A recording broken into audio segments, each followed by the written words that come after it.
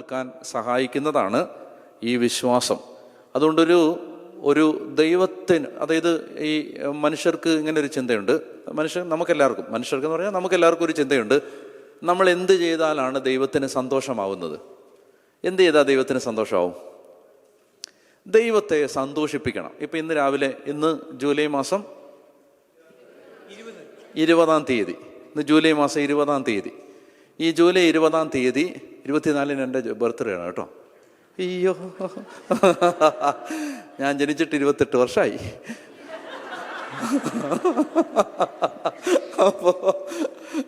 പക്ഷെ ഞാൻ എൻ്റെ ബർത്ത്ഡേ ആഘോഷിക്കുന്നത് എവിടാന്നറിയാമോ? ആകാശത്താണ്. ഞാൻ വിമാനത്തിലാണ് ആ സമയത്ത്. ഓക്കെ.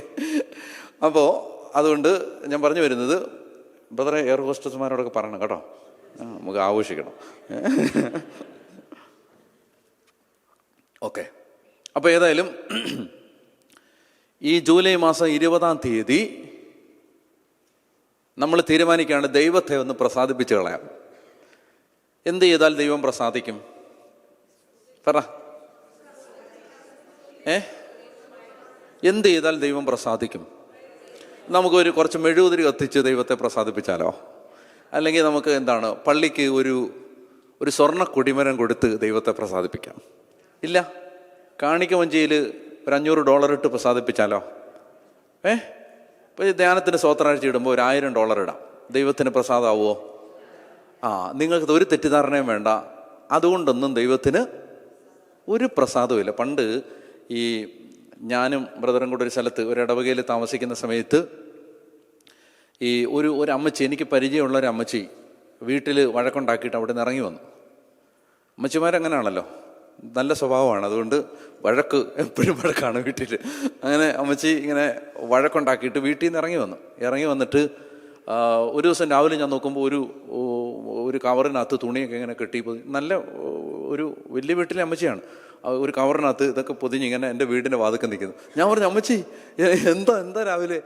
അപ്പോൾ പറഞ്ഞു, ആ വീട്ടിൽ നിന്ന് ഇറങ്ങി പോരുന്നെന്ന് പറഞ്ഞു. അച്ഛാ, എന്നെ ഏതെങ്കിലും അനാഥാലയത്തിൽ കൊണ്ടാക്കാച്ചാന്ന് പറഞ്ഞു. എന്നെ ഏതെങ്കിലും വൃദ്ധസ്ഥാനത്തിൽ കൊണ്ടാക്ക്, എനിക്ക് അച്ഛൻ്റെ മുഖം ഓർമ്മ വന്നേ, അച്ഛൻ എന്നെ കൈവിട്ട് കളയത്തില്ലെന്ന് എനിക്ക് ഉറപ്പുണ്ട് എന്നൊക്കെ പറഞ്ഞിട്ട് അമ്മച്ചി ഇറങ്ങി വന്നിരിക്കുകയാണ്.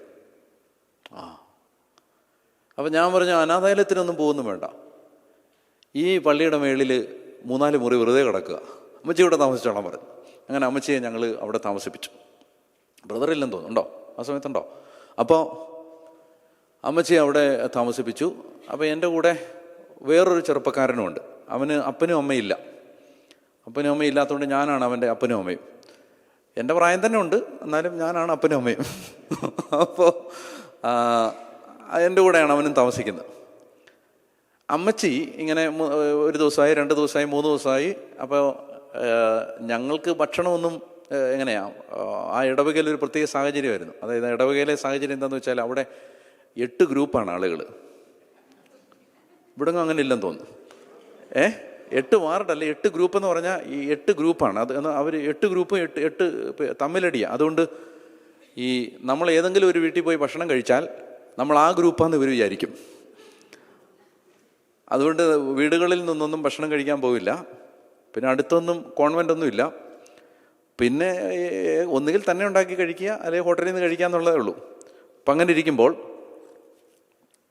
ഈ ഞങ്ങളെന്തെങ്കിലുമൊക്കെ ഉണ്ടാക്കി കഴിക്കും. അപ്പോൾ അമ്മച്ചി പറഞ്ഞു, ഞാനിവിടെ ഒരു പെണ്ണുള്ളപ്പോൾ ഇനി നിങ്ങൾ അടുക്കള കയറണ്ട. സന്തോഷം, ഞങ്ങൾക്ക് വളരെ സന്തോഷം. എന്നിട്ട് അമ്മച്ചി ഭക്ഷണം ഉണ്ടാക്കാൻ തുടങ്ങി.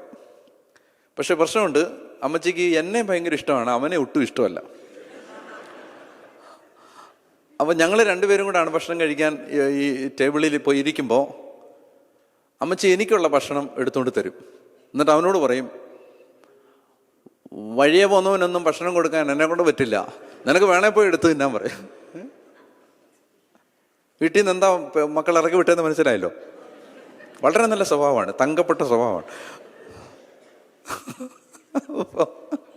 ഞാൻ മനസ്സമാധാനത്തോടെ ജീവിച്ചിരുന്നതാണ്. അങ്ങനെ പൂച്ച വന്ന് കയറിയതുപോലെ അമ്മച്ചി വന്ന് കയറിയതാണ്. അപ്പോൾ ഏതായാലും ഞാൻ പറഞ്ഞു, അമ്മച്ചി ഇവിടെ ഇരുന്നേ ഒരു കാര്യം പറയട്ടെ എന്ന് പറഞ്ഞു.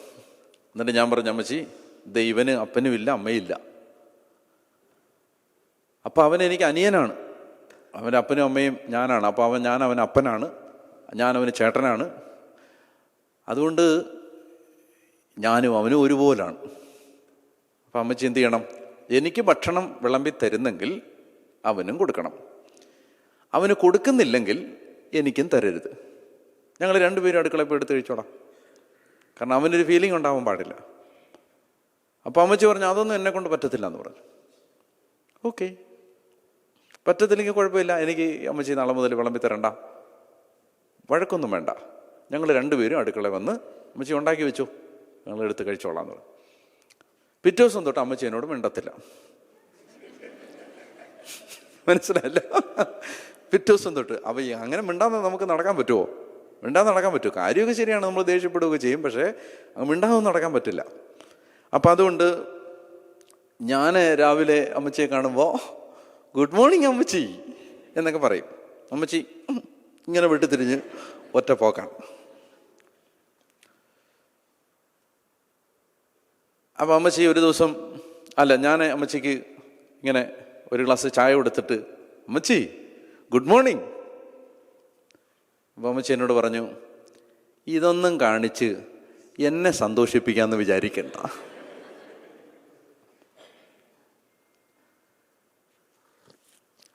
അധികം താമസിക്കാതെ വീട്ടുകാരെ വന്ന് കൊണ്ടുപോയി അമ്മച്ചി. ഞാൻ പറഞ്ഞു വരുന്നത്, ഇതൊന്നും കാണിച്ചാൽ അമ്മച്ചി പ്രസാദിക്കത്തില്ല എന്ന് പറഞ്ഞ പോലെ ഇതൊന്നും കാണിച്ചാൽ ദൈവത്തെ പ്രസാദിപ്പിക്കാമെന്ന് വിചാരിക്കരുത്. ഒരു തെറ്റിദ്ധാരണയും വേണ്ട കേട്ടോ. അപ്പോൾ അതായത് നമ്മളിടുന്ന സ്തോത്ര കാഴ്ചയിലോ നമ്മൾ ധ്യാനകേന്ദ്രത്തിന് കൊടുക്കുന്ന സംഭാവനയിലോ ഒന്നുമല്ല ദൈവത്തിന് പ്രസാദം. അതിനകത്തൊരു തെറ്റിദ്ധാരണയും വേണ്ട. മനസ്സിലായോ? ഇപ്പം നിങ്ങൾ രാനിലച്ചന് ഒരു $100 തന്നാൽ ദൈവം പ്രസാദിക്കുമെന്ന് നിങ്ങൾ വിചാരിക്കുകയേ വേണ്ട. പറഞ്ഞേ ഹല്ലേലൂയ. ഒരു തെറ്റിദ്ധാരണയും വേണ്ട അതിനെക്കുറിച്ചൊന്നും. അങ്ങനെ അതിനകത്തൊന്നും അല്ല ദൈവത്തിൻ്റെ പ്രസാദം. ദൈവത്തിൻ്റെ പ്രസാദം ഏത് കാര്യത്തിലാണ്? യോഹന്നാൻ്റെ സുവിശേഷം 6-ാം അധ്യായം. യോഹന്നാൻ്റെ സുവിശേഷം 6-ാമത്തെ അധ്യായം. ഫരിസേയർ യേശുവിനോട് ചോദിച്ചു. യോഹന്നാൻ 6-ാം അധ്യായം 20 പ്രായം കുറവായുണ്ട്, കണ്ണ് നല്ല കാഴ്ചയാണ്. 28. അപ്പോൾ അവർ ചോദിച്ചു. ഉറക്കെ വായിക്കെല്ലാവരും. അപ്പോൾ അവർ ചോദിച്ചു, ദൈവഹിതമനുസരിച്ച് പ്രവർത്തിക്കുന്നവരാകാൻ ഞങ്ങൾ എന്ത് ചെയ്യണം? എന്ന് പറഞ്ഞാൽ ദൈവത്തെ പ്രസാദിപ്പിക്കാൻ ഞങ്ങൾ എന്ത് ചെയ്യണം? ഇതാണ് ചോദ്യം. ദൈവത്തെ പ്രസാദിപ്പിക്കാൻ ഞങ്ങൾ എന്ത് ചെയ്യണം? യേശു എന്ത് മറുപടി പറഞ്ഞു? യേശു മറുപടി പറഞ്ഞു, ഇതാണ് ദൈവത്തെ പ്രസാദിപ്പിക്കുന്ന പ്രവൃത്തി. എന്താണത്? അവിടുന്ന് അയച്ചവനിൽ വിശ്വസിക്കുക.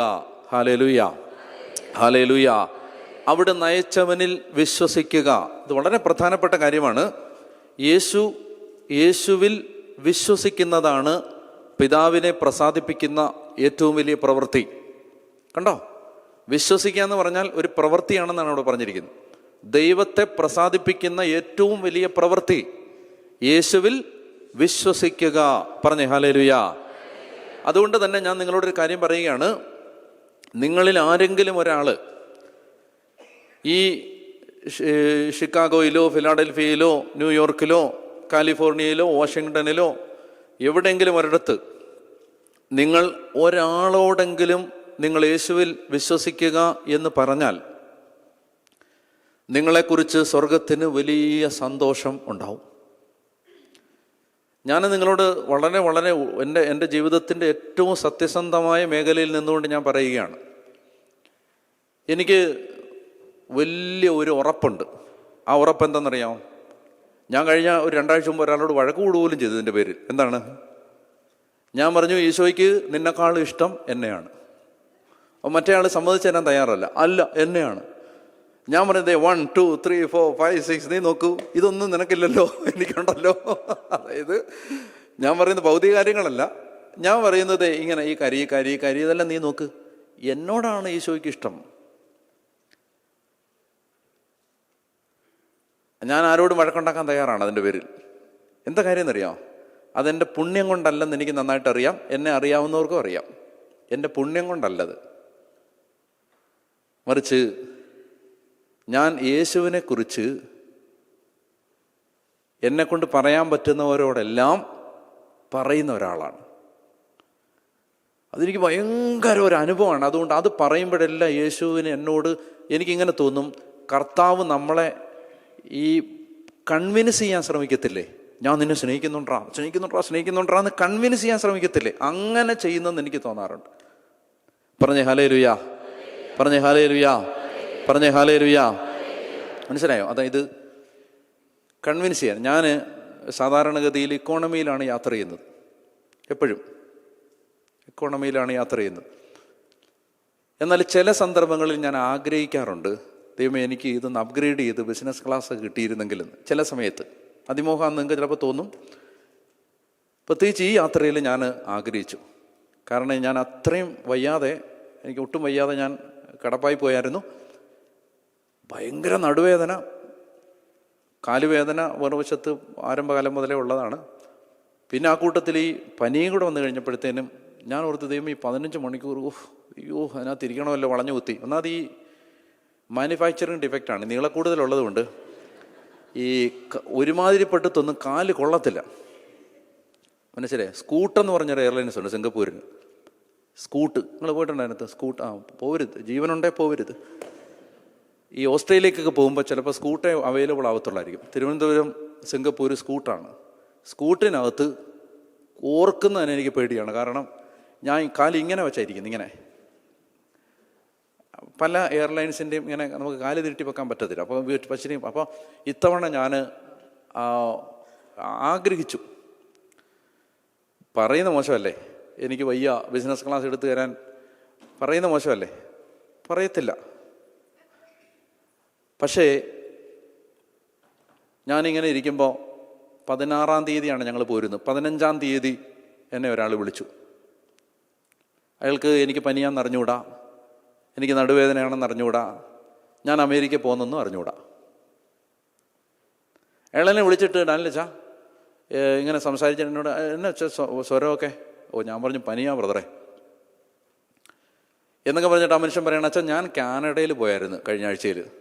എൻ്റെ അച്ഛാ എത്ര നേരമായി ഇരിക്കണ്ടേ. ഞാനതുകൊണ്ട് ആദ്യം എക്കോണമി എടുത്തത്, പിന്നെ ഞാനത് ബിസിനസ് ക്ലാസ് ആക്കി.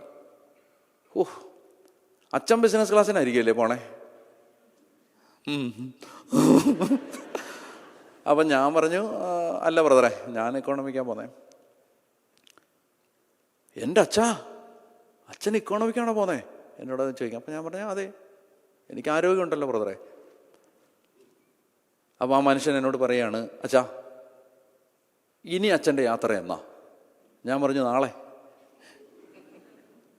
അച്ഛാ അച്ഛൻ്റെ ടിക്കറ്റിങ് അയച്ചോ, ഞാനത് ബിസിനസ് ക്ലാസ് ആക്കാൻ പോവാണ്. ഞാൻ ഇങ്ങോട്ട് ബിസിനസ് ക്ലാസ്സിനാ വന്നേ. ടട്ടേ ഞാൻ പറയുന്നത് മനസ്സിലാവുന്നുണ്ടോ? നിങ്ങൾക്കിത് മനസ്സിലാവുന്നോ? ഇത് ഈശോയ്ക്ക് അറിയാം. ഞാനിത് പുള്ളിയോട് ചോദിച്ചു വാങ്ങിച്ചതല്ല. ജന്മത്തെ ഞാൻ ചോദിക്കത്തില്ല ആരോടും. അതായത് എനിക്കിതൊന്ന് അപ്ഗ്രേഡ് ചെയ്ത് തരാമെന്ന്. പറഞ്ഞേ ഹല്ലേലൂയ, പറഞ്ഞേ ഹല്ലേലൂയ. പക്ഷെ ഇങ്ങോട്ട് വിളിക്കുക ആളുകൾ. അതെന്തെന്നറിയോ? അത് ഇതുകൊണ്ടാണ്, എൻ്റെ പുണ്യം കൊണ്ടാണോ? അല്ല. അത് നിങ്ങൾ എൻ്റെ കൂടെ ജീവിക്കുന്ന ആളുകളോട് ചോദിച്ചാൽ മതി. അയാൾ പുണ്യവാനല്ലെന്ന് അവർ 100 വട്ടം പറയും. എനിക്കറിയാം എന്നോട് ഈശോയ്ക്ക് ഭയങ്കര സ്നേഹമുണ്ട്. അത് ഇതിൻ്റെ പേരിലാണ്. അതായത് ഇപ്പം എനിക്ക് നിങ്ങൾ സുവിശേഷകരെ കുറിച്ച് തെറ്റിദ്ധാരണ വരാൻ പാടില്ല. അതുകൊണ്ട് ഞാൻ പറയുകയാണ്. എന്തെന്നറിയാം, നിങ്ങൾ വിചാരിക്കും ഞങ്ങൾ അവരെന്താണ്, നിങ്ങൾ വിളിക്കുന്നു, ടിക്കറ്റ് അയച്ചു തരുന്നു, അപ്പോൾ അവർ വന്ന് ധ്യാനിപ്പിക്കുന്നു. നോ. ഞങ്ങൾ 2 ദിവസം ഫ്രീ ഉണ്ടെങ്കിൽ ഞങ്ങൾ എന്നാ ചെയ്യുന്നതെന്നറിയാം? ഞങ്ങൾ തിരുവനന്തപുരത്തിൻ്റെ തെരുവുകളിലേക്ക് പോകും.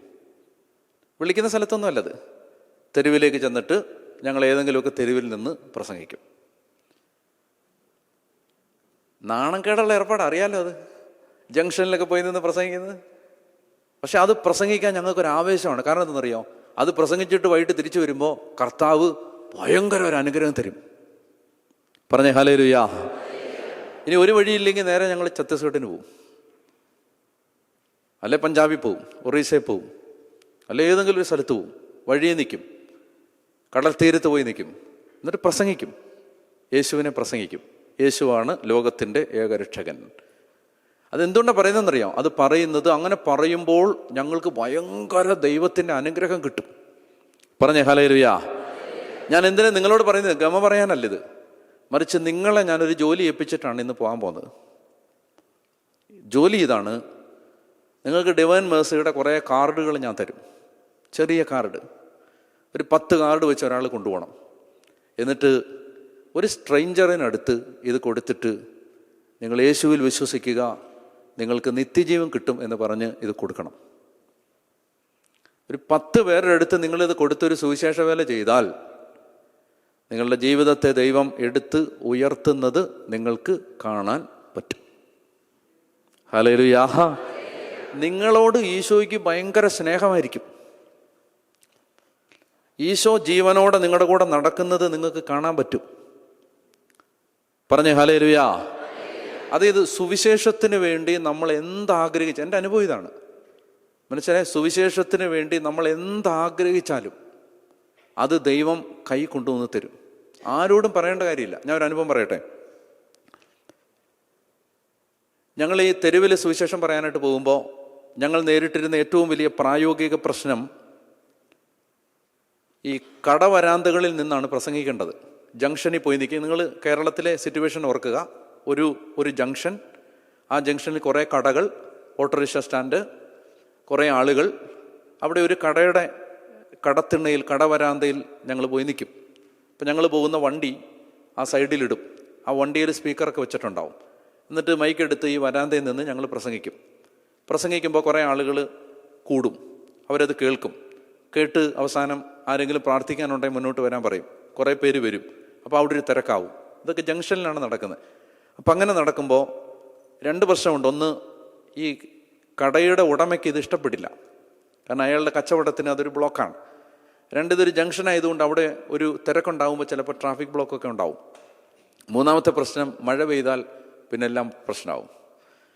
അപ്പം ഞങ്ങൾ സ്ട്രീറ്റിൽ പോയി സുവിശേഷം പറഞ്ഞിട്ട് തിരിച്ചു വരുമ്പോൾ ഇങ്ങനെ ഞങ്ങൾക്ക് തോന്നി, അതായത് ഇതിനൊരു സൊല്യൂഷൻ ഉണ്ടായിരുന്നെങ്കിൽ കുറെ കൂടി എഫക്റ്റീവായിട്ട് ചെയ്യാമായിരുന്നു. ഞാനങ്ങനെ ഈ തിരുവനന്തപുരത്ത് വേളി എന്ന് പറയുന്നൊരു സ്ഥലമുണ്ട്, വേളി. അവിടെ ഒരു ജംഗ്ഷനിൽ ഇങ്ങനെ പ്രസംഗിച്ച് നിൽക്കുമ്പോൾ ഞാനൊരു കാഴ്ച കണ്ടു. ഒരു ലോറിയുടെ പുറകുവശത്ത്, ലോറിയുടെ ആ ബോഡിയിൽ ഒരു സ്റ്റേജ് പോലെ പണിത് ഒരു സ്കൂട്ടർ കമ്പനിക്കാരൻ അവൻ്റെ സ്കൂട്ടർ ഡിസ്പ്ലേക്ക് വെച്ചിരിക്കുന്നു. അപ്പോൾ ഞാൻ വിചാരിച്ചത് നല്ല ഐഡിയ ആണല്ലോ.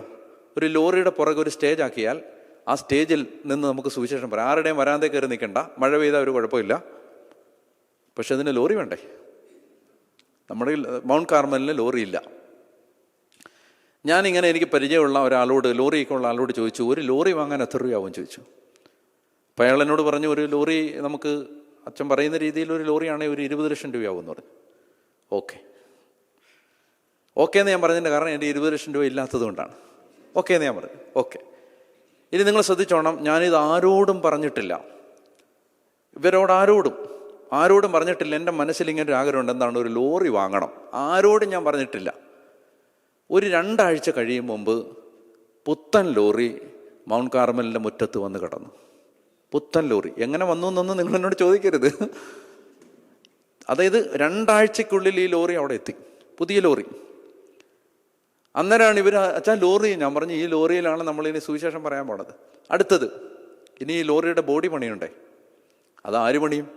എൻ്റെ മനസ്സിൽ ഒരാഗ്രഹമുണ്ട്, അതായത് ഇങ്ങനെയൊക്കെയാണ് അത് പണിയേണ്ടത്. പക്ഷെ അങ്ങനെ ആര് പണിയും? എനിക്ക് അങ്ങനെയുള്ളവരെയൊന്നും അറിഞ്ഞുകൂടാ. അങ്ങനെ ഇരിക്കുമ്പോഴാണ് എല്ലാ സെക്കൻഡ് സാറ്റർഡേയിലും മൗണ്ട് കാർമലിൽ ധ്യാനത്തിന് വരുന്നൊരു ചേട്ടൻ, എപ്പോഴും വരുന്ന ചേട്ടനായതുകൊണ്ട് എനിക്ക് പരിചയമുണ്ട്. ആ ചേട്ടൻ ഈ ലോറിയുടെ കാര്യങ്ങൾ വന്ന് ചോദിച്ചിട്ട് എന്നോട് പറഞ്ഞു, അച്ഛാ ഇതെന്തിനാണ്? ഞാൻ പറഞ്ഞു, ഇത് പണിയാൻ വേണ്ടിയാണ്, ഈ ഇങ്ങനെ സ്റ്റേജ് പണിത് സുവിശേഷം പറയാൻ. ആരാ പണിയുന്നേ? അതെനിക്ക് അറിഞ്ഞുകൂടാ, അന്വേഷിക്കണം ഇനി. അപ്പോൾ അദ്ദേഹം എൻ്റെ അടുത്ത് പറയണം, അച്ഛൻ അറിയാവോ, വലിയ കണ്ടെയ്നർ ലോറിയുടെ ബോഡി പണിയുന്ന കേരളത്തിലെ ഏറ്റവും വലിയ കമ്പനി എൻ്റെയാണ്.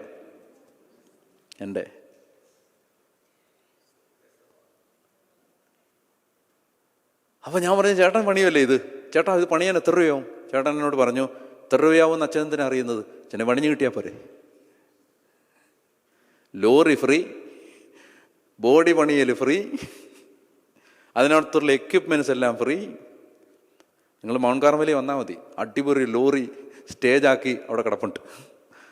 ഞങ്ങൾ ഇവിടെ ഈ അമേരിക്കയ്ക്ക് വരുന്നതിൻ്റെ 2 ദിവസം മുമ്പ് ആ ലോറിയിൽ പോയി തിരുവനന്തപുരത്ത് സ്ട്രീറ്റിൽ പ്രസംഗിച്ചിട്ടാണ് അങ്ങനെയാണ് ഈ പനി പിടിച്ചത്. പറഞ്ഞേ ഹല്ലേലൂയ, പറഞ്ഞേ ഹല്ലേലൂയ. അപ്പോൾ ഞാൻ പറഞ്ഞു വരുന്നത്, സുവിശേഷത്തിന് വേണ്ടി നമ്മൾ എന്താഗ്രഹിച്ചാലും നമ്മളത് പറയാതെ ദൈവം കൊണ്ടുവന്ന് തരും. അതിൽ നിന്ന് എനിക്ക് എന്താ മനസ്സിലായെന്നറിയാമോ? എനിക്ക് മനസ്സിലായത് കർത്താവിന് ഇത് ഭയങ്കര ഇഷ്ടമാണ്. പറഞ്ഞേ ഹല്ലേലൂയ. നിങ്ങളുടെ കുടുംബത്തോട് ദൈവത്തിന് മറ്റുള്ള കുടുംബങ്ങളോടുള്ളതിനേക്കാൾ കൂടുതൽ ഒരു ഇഷ്ടമുണ്ടാകണമെന്ന് നിങ്ങൾ ആഗ്രഹിക്കുന്നെങ്കിൽ അതിനുള്ള വഴിയാണ് നിങ്ങൾ കണ്ടുമുട്ടുന്നവരോട് നിങ്ങളെ യേശു സ്നേഹിച്ച അനുഭവങ്ങൾ പറയുക. നിങ്ങളുടെ ഓഫീസിൽ, ജോലിസ്ഥലത്ത്, നിങ്ങൾ ഇടവകയിലേക്ക് പോകുമ്പോൾ, പൊതുസ്ഥലത്ത് പോകുമ്പോഴെല്ലാം ആരെങ്കിലും ഒരാളെ നിങ്ങൾ പ്രാർത്ഥിച്ചുകൊണ്ട് പോകണം. ഈശോയെ, എനിക്കിന്ന് നിന്നെക്കുറിച്ച് ഒരാളോട് പറയണം. പറയാൻ ആരോടാണോ ദൈവം ആഗ്രഹിക്കുന്നത് അവരെ നിങ്ങളുടെ മുമ്പിൽ ദൈവം എത്തിച്ചു തരും. അവരോട് നിങ്ങൾ യേശുവിനെക്കുറിച്ച് പറയണം. യേശുവിനെക്കുറിച്ച് പറഞ്ഞാൽ സ്വർഗം അതോർത്ത് ഒരുപാട് ഒരുപാട് ഒരുപാട് സന്തോഷിച്ച് നിങ്ങളെ അനുഗ്രഹിക്കും. പറഞ്ഞേ ഹല്ലേലൂയ. അതുകൊണ്ടാണ് ഈശോ പറഞ്ഞത്, സുവിശേഷം പ്രസംഗിക്കുന്നവരുടെ പാദങ്ങൾ എത്ര സുന്ദരം. സുവിശേഷം പ്രസംഗിക്കുന്നെങ്കിൽ എനിക്ക് അഹംഭാവത്തിന് വകയില്ല, അതെൻ്റെ കടമയാണ്. സുവിശേഷം പ്രസംഗിക്കുന്നില്ലെങ്കിൽ പറ, എനിക്ക് ദുരിതം എന്നാണ്. ദുരിതം എന്ന് ബൈബിളിലെ വാക്കിൻ്റെ അർത്ഥം ശാപം എന്നാണ്. വോ എന്നാണ്, ശാപം. സുവിശേഷം പ്രസംഗിക്കുന്നില്ല. നിങ്ങളെ ദൈവം അമേരിക്കയിലേക്ക് കൊണ്ടുവന്നത് നിങ്ങളുടെ മിടുക്ക് കണ്ടിട്ടാണ് നിങ്ങൾ വിചാരിക്കുന്നുണ്ടോ? അല്ല, ഉണ്ടെങ്കിൽ ഇന്ന് ഇപ്പം തിരുത്തണം. അതിനാ ഞാൻ പറയുന്നത്. മനസ്സിലായോ? നിങ്ങൾ നല്ല കേരളത്തിലുള്ള ബാക്കിയുള്ള ആളുകളെക്കാൾ നിങ്ങൾ മിടുക്കരായതുകൊണ്ടാണ് നിങ്ങളെ ദൈവം അമേരിക്ക കൊണ്ടുവന്ന് നിങ്ങൾ വിചാരിക്കുന്നുണ്ടോ? അങ്ങനെ വല്ല തെറ്റിദ്ധാരണയുണ്ടെങ്കിൽ ഇവിടെ വെച്ചത് തിരുത്തിക്കോണം. അതുകൊണ്ടൊന്നുമല്ല, നിങ്ങളെക്കാൾ മിടുക്കര് ഞങ്ങൾ അവിടെ ഉണ്ട്. മനസ്സിലായോ? അതായത് നിങ്ങൾ നല്ല മിടുക്കരായ നിങ്ങളെ എത്തിച്ചത് ഒരു പ്രതീക്ഷയോടെയാണ്. ഒരു പ്രതീക്ഷ വെച്ചിട്ടാണ് ദൈവം നിങ്ങളെ ഇവിടെ കൊണ്ടുവന്നത്. എന്ത് പ്രതീക്ഷയാണത്? നിങ്ങൾ കർത്താവിനെ ഈ രാജ്യത്ത് മഹത്വപ്പെടുത്തും എന്നോർത്ത് മാത്രമാണ് നിങ്ങൾക്ക് വേണ്ടി അടഞ്ഞ ഒരുപാട് വഴികൾ ദൈവം തുറന്നു തന്നത്. വന്നു കഴിഞ്ഞപ്പോൾ നിങ്ങളത് മറന്നില്ലേ? വന്നു കഴിഞ്ഞപ്പോൾ നിങ്ങൾ അതിനെക്കുറിച്ച് ജന്മത്തെ ഓർത്തിട്ടില്ലല്ലോ. വന്നു കഴിഞ്ഞപ്പോൾ അതിനെക്കുറിച്ച് നിങ്ങൾ ചിന്തിച്ചിട്ട് പോലും ഇല്ലല്ലോ. പള്ളിയിൽ പോകുന്ന പോലും ചിലപ്പോൾ ഒരു ബാധ്യതയായിട്ട് മാറുന്നില്ലേ? ഞാൻ നിങ്ങളോട് പറയുകയാണ്, നിങ്ങളെ ഈ ദേശത്ത് ദൈവം എത്തിച്ചത്, നിങ്ങളുടെ മക്കൾ മാറാനുള്ള വഴി ഞാൻ പറഞ്ഞുതരാം. നിങ്ങളുടെ കുടുംബങ്ങളിൽ കാര്യങ്ങൾ വ്യത്യാസപ്പെടാനുള്ള വഴി ഞാൻ പറഞ്ഞുതരാം. സുവിശേഷത്തിന് വേണ്ടി നിയോഗം കിട്ടിയ നിങ്ങൾ അത് ചെയ്യാതിരുന്നാൽ നിങ്ങളുടെ മേൽ എന്തുണ്ട്? പറയാൻ ഒരു മടിയും വേണ്ട. നിങ്ങളുടെ മേൽ ഒരു ശാപം കിടപ്പുണ്ട്. ആ ശാപം മാറണമെങ്കിൽ നിങ്ങൾ സുവിശേഷം പ്രസംഗിക്കണം. പറഞ്ഞേ ഹല്ലേലൂയ. ഞാൻ പറയുന്നത് ഏതെങ്കിലും ഒരു സുവിശേഷ ശുശ്രൂഷയെ സപ്പോർട്ട് ചെയ്യുന്ന കാര്യമല്ല. എന്താണ്, ഡാനിലച്ചന് ഒരു ഇത്തിരി പൈസ കൊടുത്തേക്കാം, അതല്ല. അത് നിങ്ങളുടെ സുവിശേഷ വേല ആവില്ല. പറഞ്ഞേ ഹല്ലേലൂയ. അത് നിങ്ങളുടെ സുവിശേഷ വേല ആവില്ല. മനസ്സിലായി? അത് നിങ്ങൾ കർത്താവിനുള്ള സ്നേഹത്തെ പ്രതി എന്തെങ്കിലും ഒരു സഹായം ആർക്കെങ്കിലും കൊടുക്കുന്നെങ്കിൽ, നിങ്ങൾ വട്ടായിരച്ചനൊരു സഹായം കൊടുക്കുന്നു, ശാലോമിനൊരു സഹായം കൊടുക്കുന്നു, അത് നിങ്ങളുടെ ഒരു സന്തോഷത്തിൻ്റെ അടയാളമായിട്ട്, അത് സുവിശേഷ വേലയാണെന്ന് ആരും കരുതണ്ട. നിങ്ങൾ യേശുവിനെ കുറിച്ച് പറയണം. പറഞ്ഞേ ഹല്ലേലൂയ. പറഞ്ഞേ ഹല്ലേലൂയ. നിങ്ങൾ യേശുവിനെ കുറിച്ച് പറയണം. നിങ്ങളുടെ നാവ് കൊണ്ട് നിങ്ങൾ യേശുവിനെ കുറിച്ച് പറയണം. അതിനാണ് വില. അതുകൊണ്ട് ഞാൻ നിങ്ങളോട് പറയുന്നു, മറ്റതിന് ശിഷ്യനെന്ന നിലയിൽ ഒരു പാത്രം വെള്ളമെങ്കിലും കൊടുത്താൽ പ്രതിഫലമുണ്ട്, ഇല്ലെന്നല്ല, ഞാനൊരു ഡിനേ ചെയ്യുമല്ല. മറിച്ച് നിങ്ങളെ കുടുംബത്തിന് ദൈവം അനുഗ്രഹം തരാൻ പോകുന്നത് നിങ്ങൾ യേശുവിനെ കുറിച്ച്. അതുകൊണ്ട് ഞാൻ നിങ്ങളോട് പറയുകയാണ്, ഈ രാജ്യത്ത് നിങ്ങൾ ജീവിക്കുമ്പോൾ സ്വർഗം നിങ്ങളെ ഒരുപാട് പ്രതീക്ഷയോടെ ഉറ്റുനോക്കുകയാണ്. സ്വർഗത്തിന് നിങ്ങളെക്കുറിച്ച് ഒരുപാട് സ്വപ്നങ്ങളുണ്ട്. അത് ദൈവരാജ്യത്തെക്കുറിച്ചുള്ള ഒരാൾ യേശുവിനെ അറിഞ്ഞാൽ നമുക്കറിയാം. അതായത് എവിടെല്ലാം നമ്മളിങ്ങനെ നമ്മൾ വിചാരിക്കും ഇവരാരും നമ്മുടെ നമ്മുടെ നിയോഗത്തിൽപ്പെട്ട ആളുകളല്ല എന്ന് നമ്മൾ വിചാരിക്കും. എവിടെയും കർത്താവ് ഇങ്ങനെ കാത്തു നിർത്തിയിട്ടുണ്ട്. ഞങ്ങൾ മെജുഗോരിയിൽ, ജോൺ പോളും ഞാനും കൂടെ മെജുഗോരിയിൽ ഇങ്ങനെ ഒരു 2 ദിവസം പ്രാർത്ഥിക്കാൻ വേണ്ടി പോയി ഇരിക്കുകയാണ്. അങ്ങനെ ഇരിക്കുന്ന സമയത്ത് ഞാൻ ആ മെജുഗോരിയിലെ പള്ളിയിൽ കുർബാനയ്ക്ക് വേണ്ടി പോയി നിൽക്കുമ്പോൾ എൻ്റെ മുമ്പിൽ ഒരു ചെറുപ്പക്കാരനും അവൻ്റെ ഭാര്യയും വന്ന് മുട്ടുകുത്തി. തൊട്ട് ഫ്രണ്ടിൽ. ഞാൻ ഈ സ്ത്രീയെ ശ്രദ്ധിക്കാൻ കാരണം നമ്മൾ കണ്ടിട്ടില്ലാത്ത ടൈപ്പ് ഒരു പ്രത്യേക തരം ഡ്രസ്സാണ് ഇവർ ധരിച്ചിരിക്കുന്നത്. എന്ന് പറഞ്ഞാൽ വൾഗർ ഡ്രസ്സല്ല, ഒരു പ്രത്യേക തരത്തിലുള്ളൊരു ഡ്രസ്സാണ് ഇവർ ധരിച്ചിരിക്കുന്നത്. അതുകൊണ്ട് നമ്മുടെ മുമ്പിലുമാണ്. അതുകൊണ്ട് ഞാൻ ഈ സ്ത്രീയെ ശ്രദ്ധിച്ചു. പിന്നെ ഈ സമാധാനം തരാൻ വേണ്ടി തിരിഞ്ഞപ്പോൾ അവരുടെ മുഖവും കണ്ടു, ഇവരുടെ രണ്ടുപേരുടെയും ശ്രദ്ധിച്ചു. അതിങ്ങനെ അപ്പോൾ എൻ്റെ മനസ്സിൽ ഈ രണ്ടുപേരിങ്ങനെ കടന്നു. അത് കഴിഞ്ഞിട്ട് ഞങ്ങൾ ഇറങ്ങി വഴിയിലേക്ക് പോയി. വൈകുന്നേരം ഞങ്ങളിങ്ങനെ നടന്നു വരുമ്പോൾ ഞങ്ങൾക്കെതിരെ ഇവർ വരുന്നത് കണ്ടു. എനിക്കൊരു സ്വഭാവമുണ്ട്, ഞാൻ ഏത് പട്ടിയും പൂച്ചയെ കണ്ടാലും ചിരിക്കും. ആരെ കണ്ടാലും ചിരിക്കും, പൂച്ചയെ കണ്ടാലും ചിരിക്കും. ഇങ്ങനെ പൂച്ചയെ എന്ന് പറഞ്ഞിട്ട് ഞാൻ ചിരിക്കും. അപ്പോൾ അപ്പോൾ നമുക്ക് പരിചയമുള്ള ആളുകളൊന്നും അല്ലെങ്കിലും നമുക്കെതിരെ ഒരാൾ വന്ന് കണ്ടിട്ട് ഞാൻ അവരെ ഒന്ന് ബഹുമാനിച്ച് ചിരിച്ചു. അപ്പോൾ അവരും എന്നെ നോക്കി ചിരിച്ചു പോയി. അത് കഴിഞ്ഞിട്ട് മൂന്നാമത്തെ തവണ ഞാൻ ഒരു ഷോപ്പിൽ നിൽക്കുമ്പോൾ ഞാൻ ഇവരെ കണ്ടു. വീണ്ടും ഞാൻ ചിരിച്ചു, അവർ എന്നെ നോക്കി ചിരിച്ചു പോയി. നാലാമത്തെ തവണ ഞങ്ങളൊരു റെസ്റ്റോറൻറ്റിൽ ഇരിക്കുമ്പോൾ ഇവർ ഞങ്ങളുടെ തൊട്ടടുത്ത് ടേബിളിൽ വന്നിരുന്നു. നാലാമത്തെ പ്രാവശ്യമായപ്പോൾ ഞാൻ ജോൺ പോളിനോട് പറഞ്ഞു, ഇവരോട് നമുക്കെന്തോ പറയാനുണ്ട്. അതാണ് ഈ ഫ്രീക്വൻ്റ് ആയിട്ട് ഇങ്ങനെ വന്നുകൊണ്ടിരിക്കുന്നത്. അഞ്ചാമത്തെ തവണ സ്ട്രീറ്റിൽ വെച്ച് വീണ്ടും അവർ ഞങ്ങൾക്കെതിരെ വന്നപ്പോൾ ഞാൻ അവനെ പിടിച്ചു നിർത്തി. അപ്പോൾ എന്നിട്ട് ഞാൻ ചിരിച്ചിട്ട് നീ എവിടെ പോകാൻ ചോദിച്ചപ്പോൾ അവൻ എന്നോട് പറഞ്ഞത് ഞാനങ്ങ് പറയുകയാണ്. ഇനി അതൊന്ന് ഗമയാന്ന് വിചാരിക്കരുത്. അവൻ എന്നോട് പറഞ്ഞു, നിന്റെ ചിരി വളരെ നല്ലതാണെന്ന് പറഞ്ഞു.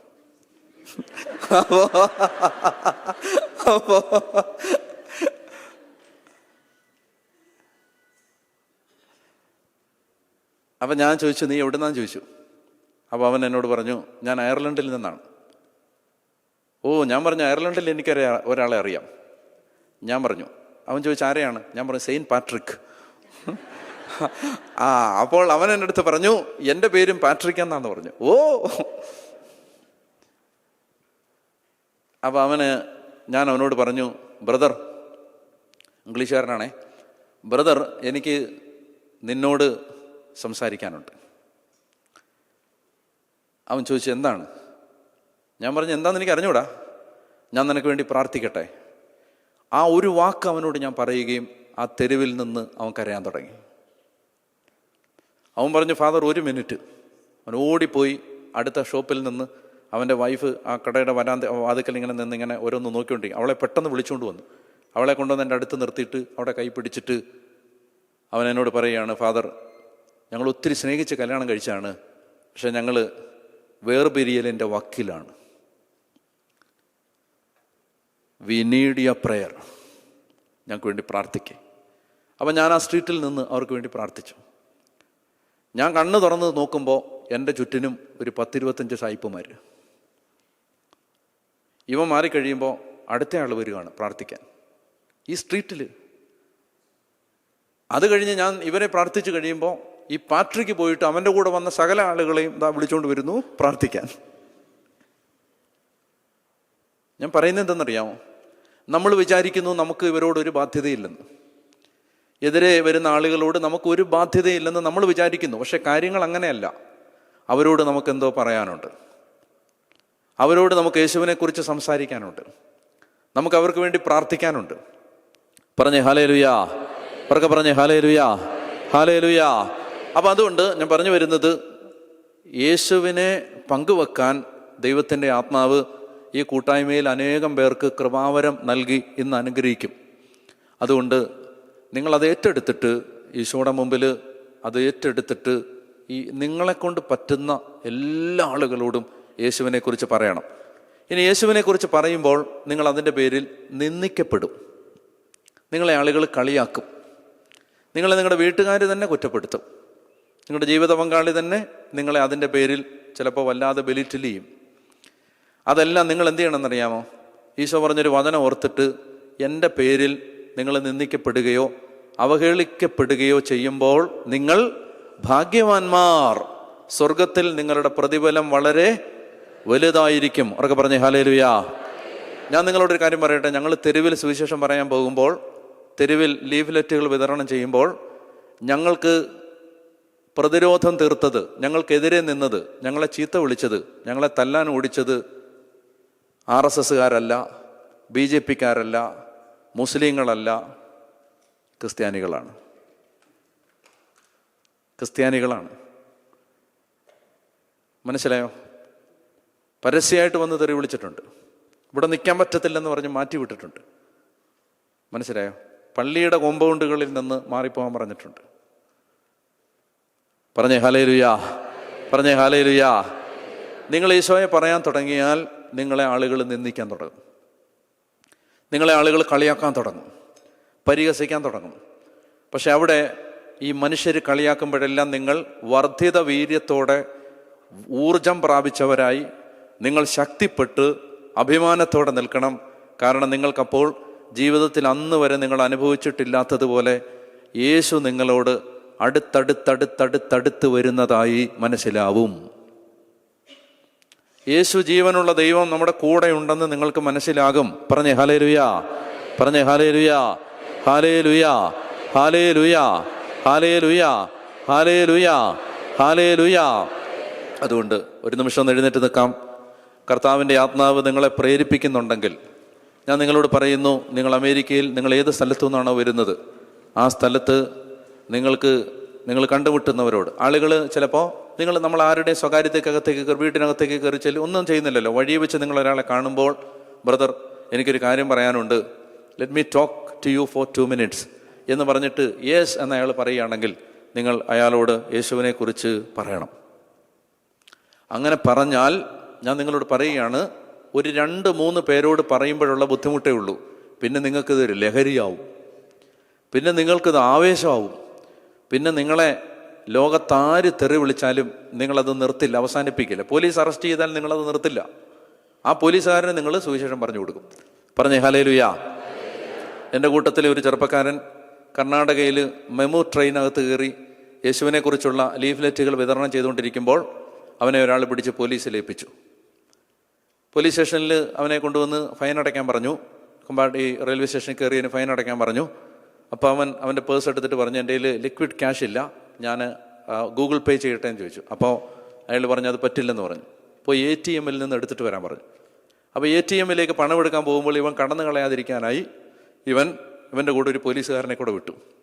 ATM-ലേക്ക് പോകുന്ന വഴിക്കും വരുന്ന വഴിക്കും ഇവൻ ആ പോലീസുകാരനോട് സുവിശേഷം പ്രസംഗിച്ചു. എന്നിട്ട് തിരിച്ചു വന്നു കഴിഞ്ഞിട്ട് ഇവൻ 500 രൂപ ഫൈൻ അടച്ചിട്ട് അവൻ ആ പോലീസുകാരൻ ഇൻസ്പെക്ടറിനോട് പറഞ്ഞു, സാർ എന്തായാലും ഞാൻ ഫൈൻ അടച്ചു, ഇനി ഒരു 5 മിനിറ്റ് എനിക്ക് സാറിനോട് സംസാരിക്കണം. കർത്താവായ യേശു ലോകത്തിൻ്റെ ഏകരക്ഷകനാണ്, യേശുവിൽ വിശ്വസിക്കുക, നീയും നിൻ്റെ കുടുംബവും രക്ഷ പ്രാപിക്കും, സമയം കിട്ടുമ്പോൾ സാർ ഇത് വായിക്കണമെന്ന് പറഞ്ഞ് 500 രൂപ ഫൈൻ അടച്ച് ഇൻസ്പെക്ടറിന് ലീഫ്ലെറ്റും കൊടുത്തിട്ട് അവൻ ഹല്ലേലൂയ പറഞ്ഞ് ഈ പോലീസ് സ്റ്റേഷനിൽ നിന്ന് പുറത്തേക്ക് ഇറങ്ങും.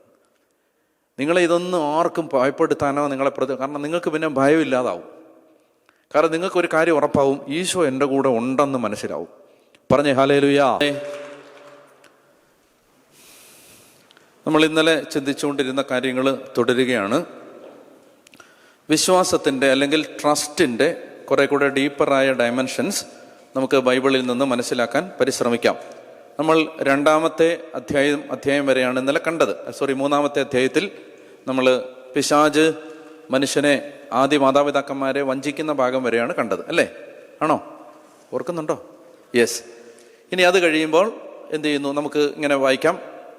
ഉൽപ്പത്തി പുസ്തകം 3-ാമത്തെ അധ്യായം 4-ാമത്തെ വാക്യം മുതൽ വായിക്കാം. ഉൽപ്പത്തി 3-ാം അധ്യായം 4-ാമത്തെ വാക്യം, ജെനസിസ് 3:4 വായിച്ചേ. നിങ്ങൾ മരിക്കുകയില്ല, അത് തിന്നുന്ന ദിവസം നിങ്ങളുടെ കണ്ണുകൾ തുറക്കുമെന്നും നന്മയും തിന്മയും അറിഞ്ഞ് നിങ്ങൾ ദൈവത്തെ പോലെ ആകുമെന്നും ദൈവത്തിന്. ഈ വാക്കുകൾ കേൾക്കുമ്പോൾ ആദത്തിൻ്റെയും ഹവ്വയുടെയും ഹൃദയത്തിൽ നിന്ന് നഷ്ടമായത് ദൈവത്തെ വിശ്വസിക്കാൻ കൊള്ളാം എന്ന ബോധ്യമാണ്. അവർക്കത് നഷ്ടപ്പെട്ടു.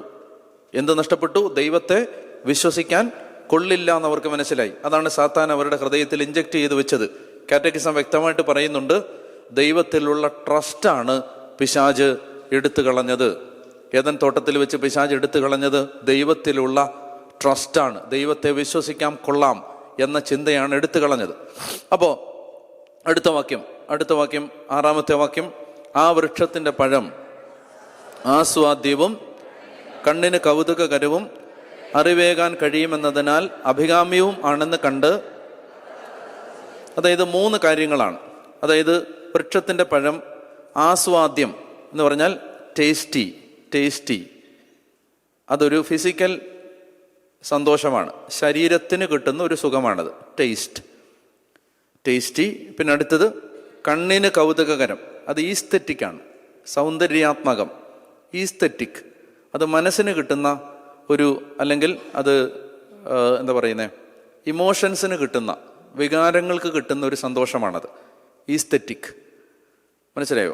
അതിലേക്ക് അവൾ ആകർഷിക്കപ്പെട്ടത്, ഒന്ന് there is a physical comfort, physical happiness. രണ്ടാമത്തേത് there is an aesthetic happiness attached to it.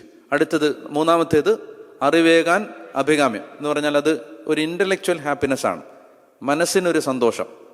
അതായത് പാപത്തിലേക്ക് നമ്മൾ വീഴുന്നത് ഈ 3 ആകർഷണങ്ങൾ കൊണ്ടാണ്. ഒന്നുകിൽ ഒരു ശാരീരികമായ സന്തോഷം പാപത്തിൽ നിന്ന് കിട്ടുന്നു, അല്ലെങ്കിൽ മനസ്സിന് ഒരു ഇൻ്റലക്ച്വലായ സന്തോഷം കിട്ടുന്നു, അല്ലെങ്കിൽ വികാരങ്ങൾക്ക് ഒരു സന്തോഷം കിട്ടുന്നു.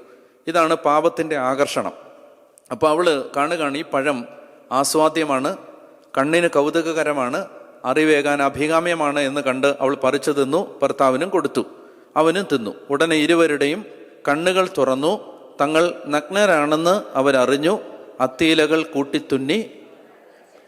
അപ്പോൾ അവർക്ക് ഈ പാപം ചെയ്ത് കഴിയുമ്പോൾ, നമ്മൾ ദൈവത്തിൻ്റെ നിയമങ്ങൾ ലംഘിച്ചു കഴിയുമ്പോൾ, ദൈവം പറഞ്ഞ കാര്യങ്ങൾ തെറ്റിച്ച് കഴിയുമ്പോൾ, നമ്മളെപ്പോഴും ചിന്തിക്കും ദൈവം പറഞ്ഞ കാര്യങ്ങൾ തെറ്റിച്ചാൽ നമുക്ക് സന്തോഷം കിട്ടുമെന്നാണ് നമ്മൾ വിചാരിക്കുന്നത്.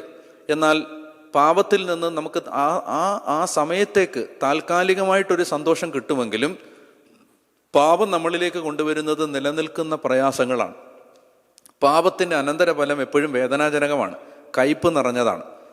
അപ്പോൾ അതവർക്ക് ആ സമയത്ത് മനസ്സിലാക്കാൻ പറ്റിയില്ല. അവരത് പറിച്ചു തിന്നു. ലിസൺ, അത് പറിച്ചു തിന്നു കഴിയുമ്പോൾ ആദ്യം അവർക്കുണ്ടാകുന്ന എക്സ്പീരിയൻസ് തങ്ങൾ നഗ്നരാണെന്ന് അവർ അറിഞ്ഞു. അവർക്ക് മനസ്സിലായി ഞങ്ങൾക്ക് എന്തോ പോരായ്മയുണ്ട്. അവർ തിരിച്ചറിയാണ് ഞങ്ങൾക്ക് എന്തോ കുഴപ്പമുണ്ട്, ഞങ്ങൾ നഗ്നരാണ്, ഒരു നാണക്കേട് വരികയാണ്. 2 കാര്യങ്ങളാണ് പാപത്തിൻ്റെ അനന്തരഫലം. ഒന്ന് ഷെയിം, 2 ഫിയർ.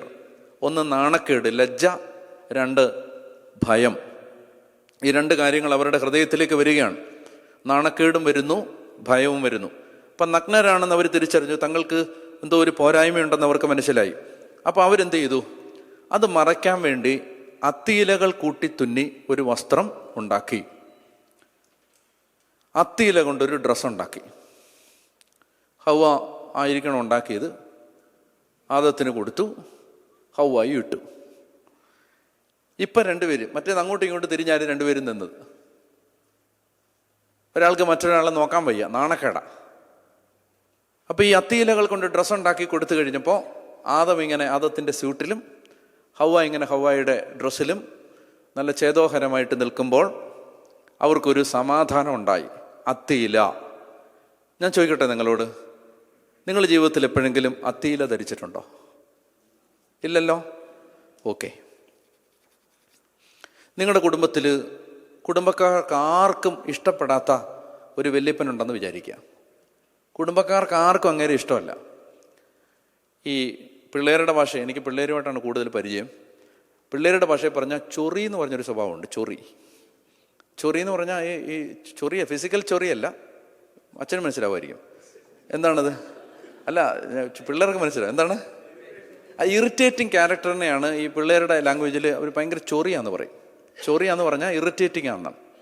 അമ്മച്ചിമാർക്കൊക്കെ ഞാൻ പുതിയൊരു വാക്ക് പറഞ്ഞു തന്നില്ലേ, ഇനിയിപ്പോൾ പറയണം. മരുമോള് ഭയങ്കര കുമ്പസാരിക്കാൻ വരുമ്പോൾ മരുമോള് ഭയങ്കര ചൊറിയാച്ച. അച്ഛന് മനസ്സിലാവത്തില്ല ഞാൻ പറഞ്ഞേക്കാം, അതുകൊണ്ട്. അപ്പോൾ ഇത് നിങ്ങളോട് നോക്കിയാൽ ഇങ്ങനെ ഒരു വല്യപ്പനുണ്ട് അല്ലേ? വേണ്ട, ആ വല്യപ്പനൊക്കെ പോട്ട്. ബാബു അച്ഛൻ ചൊറിയല്ല. ബാബു അച്ഛൻ നിങ്ങളുടെ വീട്ടിൽ നിങ്ങൾ നല്ല ഭയങ്കരമായിട്ട് തിരക്കിട്ട് ജോലിക്ക് പോകാനായിട്ട് ഇറങ്ങുകയാണ്. ബാബു അച്ഛൻ അങ്ങനെ ചെയ്യില്ല.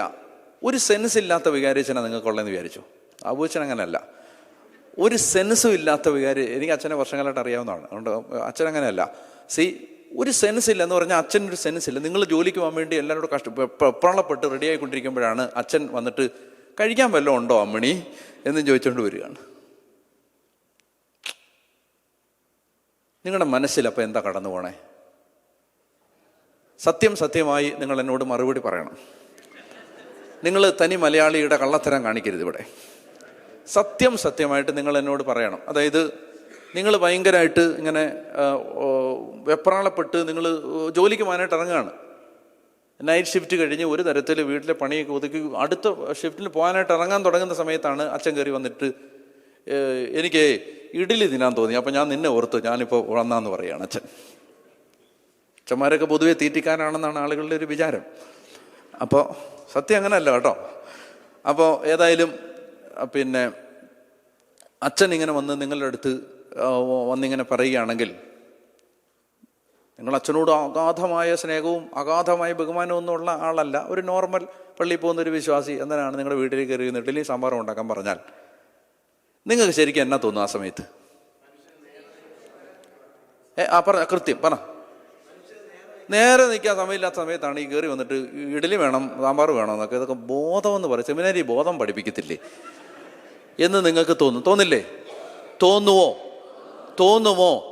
തോന്നും. പക്ഷെ നിങ്ങൾ അച്ഛനോട് പറയാൻ പോണേ എന്തായിരിക്കും? ഇരിക്കച്ചാ, ഇപ്പൊ ഉണ്ടാക്കി തരാം. അയ്യോ അതിനിപ്പോ എന്നാ, ഒന്ന് പറഞ്ഞാൽ പോലും, ഒന്ന് വിളിച്ചു പറഞ്ഞാൽ നേരത്തെ ഉണ്ടാക്കി വെക്കത്തില്ലായിരുന്നോ? സത്യമല്ലേ ഞാൻ പറയണേ? സത്യമല്ലേ? എത്ര ഇഷ്ടമില്ലാത്ത ഒരു സമയമാണെങ്കിലും നിങ്ങൾ ആ സമയത്ത് ഒരത്തിയില എടുത്ത് അണിയും. അണിഞ്ഞിട്ടില്ലെന്നല്ലേ പറഞ്ഞേ?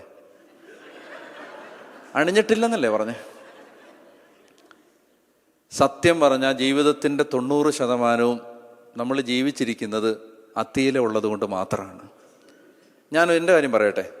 രാവിലെ മുതൽ വൈകുന്നേരം വരെ എൻ്റെ മനസ്സിൽ കൂടെ കടന്നു പോകുന്ന ചിന്തകളെല്ലാം ഒരു സ്ക്രീനിലൂടെ തെളിഞ്ഞാൽ അരമണിക്കൂറിനുള്ളിൽ ഈ പള്ളി വിജനമായിട്ട് മാറും.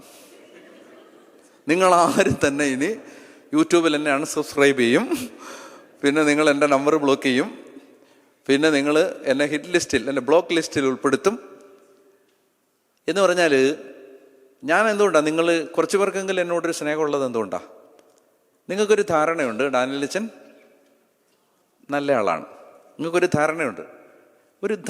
ഞാൻ എങ്ങനെ ഈ ധാരണ ഉണ്ടാക്കിയത്? അത്തിയില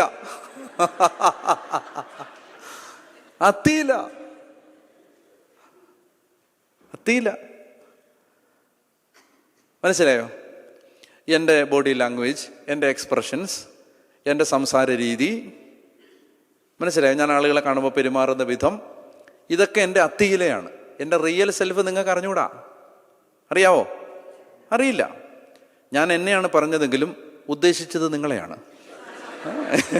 അതായത് നമ്മൾ ജീവിതത്തിൻ്റെ ഭൂരിഭാഗ സമയവും നമ്മൾ ഇപ്പം യഥാർത്ഥത്തിൽ ഒരു പരിധിവരെ വീട്ടിലൊക്കെ നമ്മുടെ റിയൽ സെൽഫ് ചിലപ്പോൾ കാണിക്കുമായിരിക്കും, അല്ലേ? പുറത്തൊക്കെ ഇറങ്ങിയാൽ നമ്മൾ മിക്കവാറും ഒക്കെ തന്നെ മോസ്റ്റ് ഓഫ് ദ ടൈം നമ്മൾ ജീവിച്ചിരിക്കുന്നത് അത്തിയില ഉള്ളത് കൊണ്ടാണ്. നമുക്ക് ജീവിക്കണമെങ്കിൽ അത്തിയില വേണം, ഇല്ലാതെ പറ്റത്തില്ല. പറ്റത്തില്ല. നിങ്ങൾ ഉള്ളി വരുന്ന പോലെ അങ്ങ് പുറമേ പറഞ്ഞാൽ അതോടുകൂടെ നിങ്ങളുടെ സോഷ്യൽ ലൈഫ് ഇല്ലാതാവും.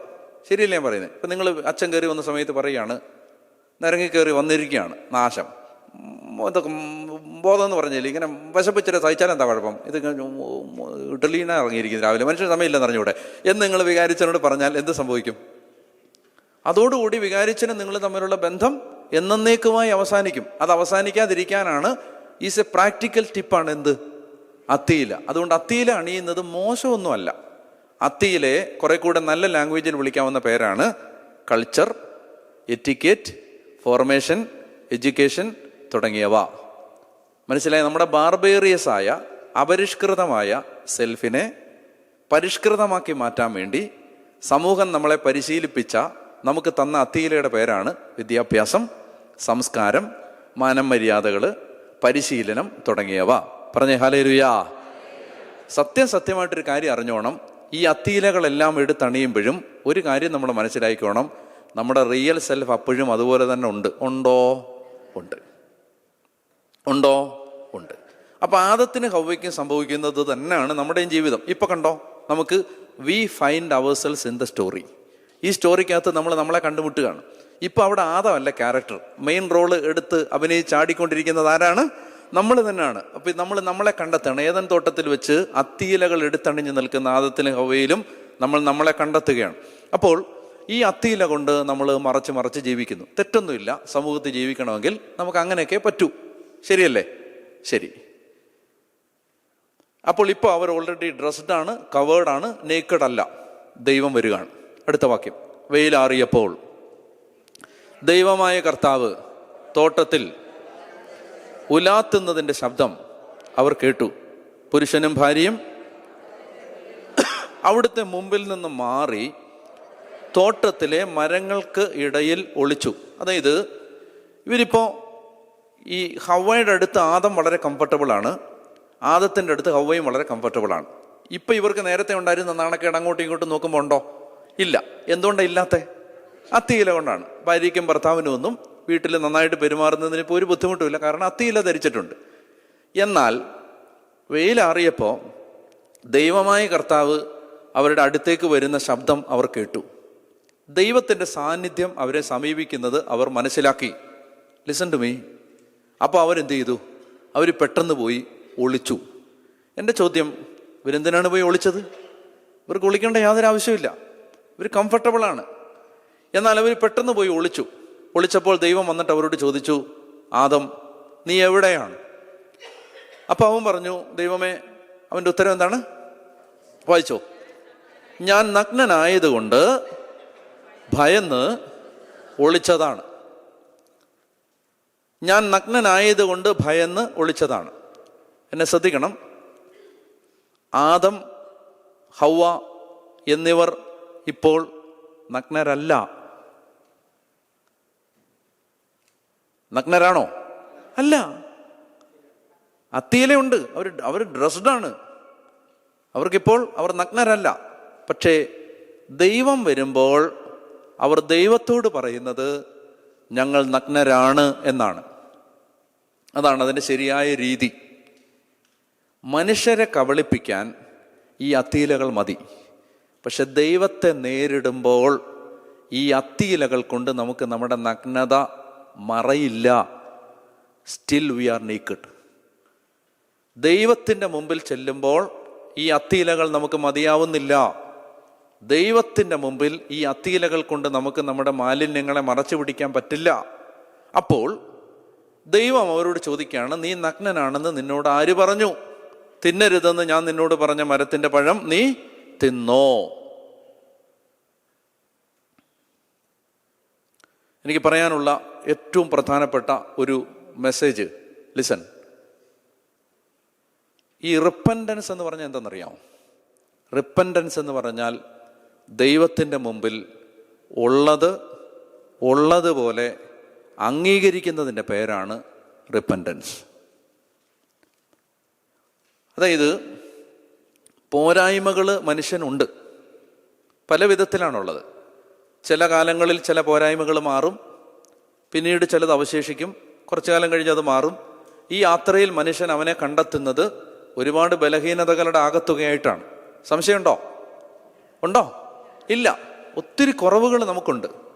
എന്താണ് അനുതാപം? അനുതാപം എന്ന് പറയുന്നത് ഒരു വ്യക്തി ദൈവത്തിൻ്റെ മുമ്പിൽ നിൽക്കുമ്പോൾ, മനുഷ്യരുടെ മുമ്പിൽ അയാൾ ആക്ട് ചെയ്താണ് നിൽക്കുന്നത്. അതങ്ങനെ പറ്റൂ. സോഷ്യൽ ലൈഫിൽ നമുക്ക് അങ്ങനെ പറ്റൂ. ആക്ട് ചെയ്തേ നിൽക്കാൻ പറ്റും. നമുക്ക് ഉള്ളിൽ വരുന്ന പോലെ തന്നെ ഒന്നും പ്രകടിപ്പിക്കാൻ പറ്റില്ല. നമുക്ക് തോന്നുന്ന ഒന്നും പറയാൻ പറ്റില്ല. നമ്മൾ എന്ത് ചെയ്യുന്നു? നമ്മുടെ ഒരു പരിശീലനത്തിൻ്റെ ഭാഗമായി നമ്മളതൊക്കെ നിയന്ത്രിച്ച്. പക്ഷെ നമ്മുടെ ഉള്ളിൽ അപ്പോഴും ഈ സാധനം എല്ലാം ഉണ്ട്. ഉണ്ടോ? ഉണ്ട്. ദൈവത്തിൻ്റെ മുമ്പിൽ നിൽക്കുമ്പോൾ, ഞാൻ ഒരു ഉദാഹരണം പറഞ്ഞ് നിങ്ങൾക്ക് മനസ്സിലാക്കാം. അപ്പം അതായത് ഞാനിങ്ങനെ ഇങ്ങോട്ട് വന്ന് ഈ സ്റ്റെപ്പ് ഇറങ്ങി കഴിയുമ്പോൾ ഇവിടെ ഒരു $10,000 കിടക്കുന്നു. എഴുന്നേറ്റ് വരില്ല, ഇവിടെ കിടപ്പില്ല. ഇത്രയും നേരം ഇത്രയും ദൈവവചനം പറഞ്ഞപ്പോൾ ഉണ്ടാകാത്ത ഉത്സാഹം കണ്ണുകളിൽ ഞാൻ കണ്ടു. $10,000 എന്ന് പറഞ്ഞപ്പോൾ ഇവിടെ ഒരു $10,000 കിടക്കുകയാണ്. എൻ്റെ അല്ല. എന്നോട് ഇമിഗ്രേഷൻ ഓഫീസർ ചോദിച്ചു, നിൻ്റെ കയ്യിൽ എത്ര ഡോളർ ഉണ്ടെന്ന്. ഞാൻ പറഞ്ഞു ഒന്നുമില്ലെന്ന് പറഞ്ഞു. സത്യമായിരുന്നു. എൻ്റെ കയ്യിൽ ഒന്നുമില്ല, എൻ്റെ $1 ഇല്ല. ഇന്ത്യൻ മണി കുറച്ചിരിപ്പുണ്ട്. അപ്പോൾ എൻ്റെ അല്ലെന്ന് എനിക്ക് മനസ്സിലായി. എൻ്റെ അല്ലല്ലോ, 10,000 എൻ്റെ പോയിട്ടില്ല. 10,000 എൻ്റെ അല്ല. എൻ്റെ അല്ലാത്തതുകൊണ്ട് പിന്നെ ഞാനിവിടെ നിൽക്കേണ്ട കാര്യമില്ല. ഞാൻ പതുക്കെ ഇങ്ങോട്ട് പോരുന്നു.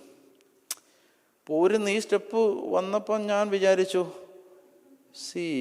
ഇത് ഇവിടെ ആരും ഇല്ല വേറെ, ഇപ്പോൾ ഇവരുടെ ആരുടെ അല്ല. എനിക്ക് സാമ്പത്തിക ബുദ്ധിമുട്ടുണ്ടെന്ന് ദൈവത്തിന് അറിയാം. അപ്പോൾ ദൈവം കൊണ്ടുവന്നിട്ടതാവാൻ വഴിയില്ലേ? ഉണ്ട്. ഈ സമയത്ത് അങ്ങനെയൊക്കെ തോന്നും, ഇടുമെന്നൊക്കെ. മനസ്സിലായോ? കൊണ്ടുവന്നിട്ടതാവാൻ വഴിയുണ്ട്. അപ്പം ഞാൻ ഇത് ദൈവം തന്നാണെങ്കിലോ കളയണ്ട എന്ന് വിചാരിച്ച് ഞാൻ എടുക്കാൻ തുടങ്ങുമ്പോഴാണ് പെട്ടെന്ന് എനിക്കൊരു ഓർമ്മ വന്നത്, ഈ ഫേസ്ബുക്കും ഇൻസ്റ്റഗ്രാമും വാട്സപ്പും ഒക്കെ ഉള്ള കാലമാണ്. ഒളിക്യാമറകൾ എവിടെ ഉണ്ടാവാം. അബദ്ധത്തിലൊന്നും പോയി ചാടണ്ട, വേണ്ട.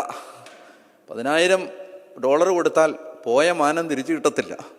അതുകൊണ്ട് വേണ്ട എന്ന് വിചാരിച്ചിട്ട്, എൻ്റെ അല്ലല്ലോ, ഞാൻ പതുക്കെ ഇങ്ങ് പോരുന്നു.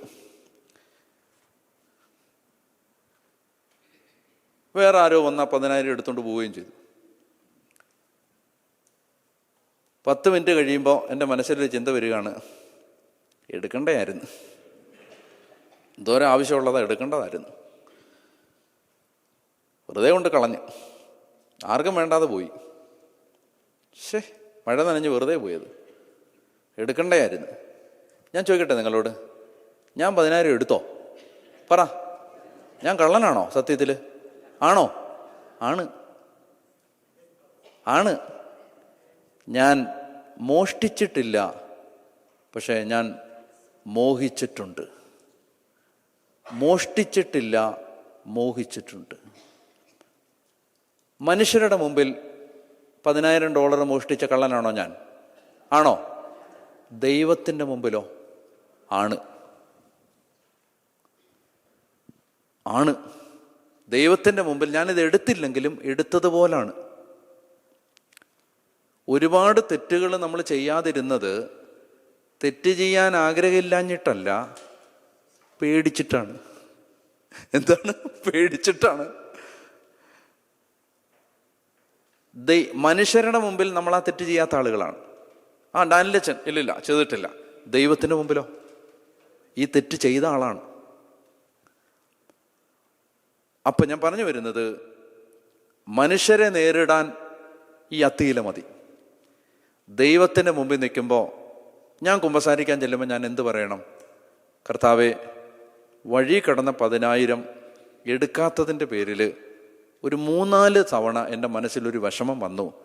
എൻ്റെ ഉള്ളിൽ ദ്രവ്യാഗ്രഹമുണ്ട്, ഞാനൊരു പണക്കൊതിയനാണ്, എന്നോട് ക്ഷമിക്കണം. ഇതാണ് ശരിയായ വിധത്തിൽ പറഞ്ഞാൽ എൻ്റെ അനുതാപം. പിടികിട്ടുന്നുണ്ടോ? അതായത് you are accepting your reality of sin. You are ready to accept it and you acknowledge it without diluting, watering down. You accept the reality as it is. അപ്പോൾ ദൈവം പറയുകയാണ്, ആദം, നീ നഗ്നനാണെന്ന് നിന്നോട് ആര് പറഞ്ഞു? തിന്നരുതെന്ന് ഞാൻ നിന്നോട് പറഞ്ഞ മരത്തിൻ്റെ പഴം നീ തിന്നോ? ഞാൻ ചോദിക്കട്ടെ നിങ്ങളോട്, ആദം ഈ തെറ്റ് ചെയ്തിട്ടാണോ ആദം തെറ്റ് ചെയ്തെന്ന് ദൈവം അറിഞ്ഞത്? അതോ തെറ്റ് ചെയ്യുന്നതിന് മുമ്പേ ദൈവത്തിന് അറിയായിരുന്നോ? നിങ്ങൾക്ക് എന്ത് തോന്നുന്നു? ഈ തെറ്റ് ചെയ്യുന്നതിന് മുമ്പ് തന്നെ ആദം ഇത് പഴം പറിച്ച് തിന്നുമെന്ന് ദൈവത്തിന് അറിയാമല്ലോ. തെറ്റ് ചെയ്തെന്ന് ആദം പറഞ്ഞിട്ടേ ദൈവത്തിന് അറിയത്തുള്ളൂ, അല്ലാതെ തന്നെ ദൈവത്തിന് അറിഞ്ഞൂടെ? അറിയാം. അങ്ങനെയാണെങ്കിൽ എനിക്കെപ്പോഴും തോന്നിയിട്ടുണ്ട്, ദൈവമേ, പിന്നെന്തിനാണ് ഈ ഡ്രാമ? മീശയൊക്കെ പിരിച്ചട്ടെ, തിന്നരുതെന്ന് നിന്നോട് ഞാൻ പറഞ്ഞ മരത്തിൻ്റെ പഴം നീ തിന്നറിയാലോ, പിന്നെന്തിനാണ് ഇങ്ങനെ ഈ ഡ്രാമ പ്ലേ ചെയ്യുന്നത്? എന്തിനാണ്? അതിൻ്റെ ഉത്തരം ഇതാണ്. ദൈവം ആദത്തോട് ആർട്ടിക്കുലേറ്റ് ചെയ്ത് പറഞ്ഞു കൊടുക്കുകയാണ്. എന്ത്? ആദം, നീ ഇങ്ങനെ പറയണം. എങ്ങനെ പറയണം? ദൈവമേ, തിന്നരുതെന്ന് നീ എന്നോട് പറഞ്ഞ മരത്തിൻ്റെ പഴം ഞാൻ തിന്നു. ഇത്രയും പറഞ്ഞാൽ മതിയായിരുന്നു സിസ്റ്ററെ, ഇത്രയും പറഞ്ഞാൽ മതിയായിരുന്നു. മനുഷ്യൻ്റെ ചരിത്രം വേറെ ആയനെ. അങ്ങേര് കറക്റ്റായിട്ട് നമ്മുടെ വല്യപ്പനായോണ്ട് അങ്ങനെ പറഞ്ഞില്ലെന്ന് മാത്രമല്ല, നമ്മൾ പറയുന്ന പോലെ തന്നെ പറഞ്ഞു. ദൈവമേ, എനിക്ക് ഉത്തരവാദിത്തമില്ല. നോ, ഞാനല്ല. പിന്നെ നീ എനിക്ക് കൂട്ടിന് തന്ന സ്ത്രീ എനിക്ക് തന്നു, ഞാൻ തിന്നു. ഇവിടെ ഞാൻ ആരാണ്? ഞാൻ നിരപരാധിയാണ്. ഇവിടെ ആരാണ് കുറ്റക്കാരൻ? പറ. ഹവ്വ അല്ല, ദൈവം. നീ എനിക്ക് ഇങ്ങനൊരു പെണ്ണിനെ തന്നോണ്ടല്ലേ, അവൾ എനിക്ക് തന്നു, ഞാൻ തിന്നു. ആരാണ് കുറ്റക്കാരൻ? നീ.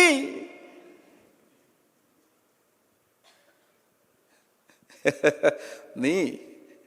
ദൈവം ഇത്രയും ദൈവം പോലും ചിന്തിച്ചിട്ടുണ്ടാവില്ല. എല്ലാം ദൈവത്തിന് നേരത്തെ അറിയാം, പക്ഷെ ഇത് ദൈവം അറിഞ്ഞിട്ടുണ്ടാവില്ല. ഇങ്ങനെയൊക്കെ പറയുമെന്ന്. പാവം ദൈവം പറയുകയാണ്, എടാ കൊച്ചെ, നീ ഇങ്ങനെ പറയടാ. എന്ത് പറയണം? തിന്നരുതെന്ന് ദൈവമേ നീ എന്നോട് പറഞ്ഞ മരത്തിൻ്റെ പഴം ഞാൻ തിന്നുപോയി, ദൈവമേ എന്നോട് ക്ഷമിക്കണേ. ഇങ്ങനെ പറഞ്ഞാൽ മതിയായിരുന്നു. അതിന് പകരം പറയുകയാണ്, നീ എനിക്ക് കൂട്ടിന് തന്ന സ്ത്രീ കണ്ട, അവള് കണ്ടില്ലേ അവളുടെ മോന്ത ഇരിക്കുന്നത്, അവള് എനിക്ക് തന്ന് ഞാൻ തിന്നു. ഉടനെ ദൈവം അങ്ങോട്ട് തിരിഞ്ഞു. ഉടനെ അവള് പറയാണ്, ആ പന്ന പാമ്പ് അവൻ തന്ന് ഞാൻ തിന്ന്, ഞാൻ പേടിച്ചിട്ട് കൊത്തുവന്ന് പേടിച്ച് തിന്ന കർത്താവേ. ചുമ്മാ വെറുതെ. സത്യം പറഞ്ഞ ഈ കഥയിൽ മനമര്യാദ ഉള്ളത് പാമ്പിന് മാത്രമേ ഉള്ളൂ. അതൊന്നും മിണ്ടാതിരുന്ന് ശിക്ഷയെല്ലാം കേട്ടിട്ട് പോയി. നമ്മളെക്കാളും ഭേദം പാമ്പായിരുന്നു. മനസ്സിലായോ? ഈ സ്റ്റോറിയിൽ മര്യാദയുള്ള ഒറ്റ ക്യാരക്ടറേ ഉള്ളൂ. എന്തെന്നറിയാം? നീ നിലത്തെഴിഞ്ഞു നടക്കും, നീ ശപിക്കപ്പെട്ടതായിരിക്കും, നിന്റെ തലയിൽ എൻ്റെ സ്ത്രീയുടെ സന്ധി ചവിട്ട്, എല്ലാം yes yes yes yes yes.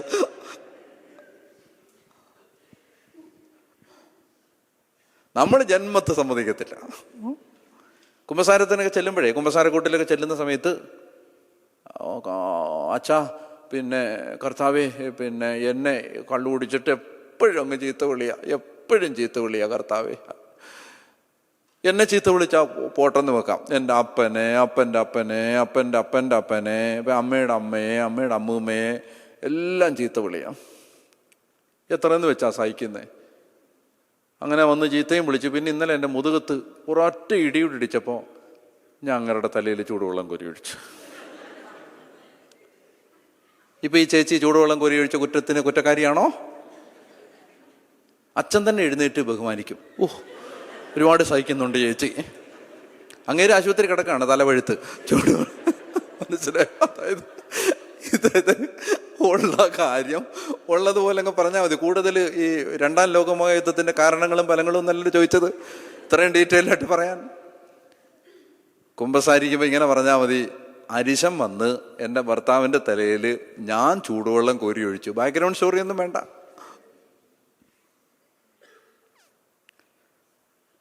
മനസ്സിലായ?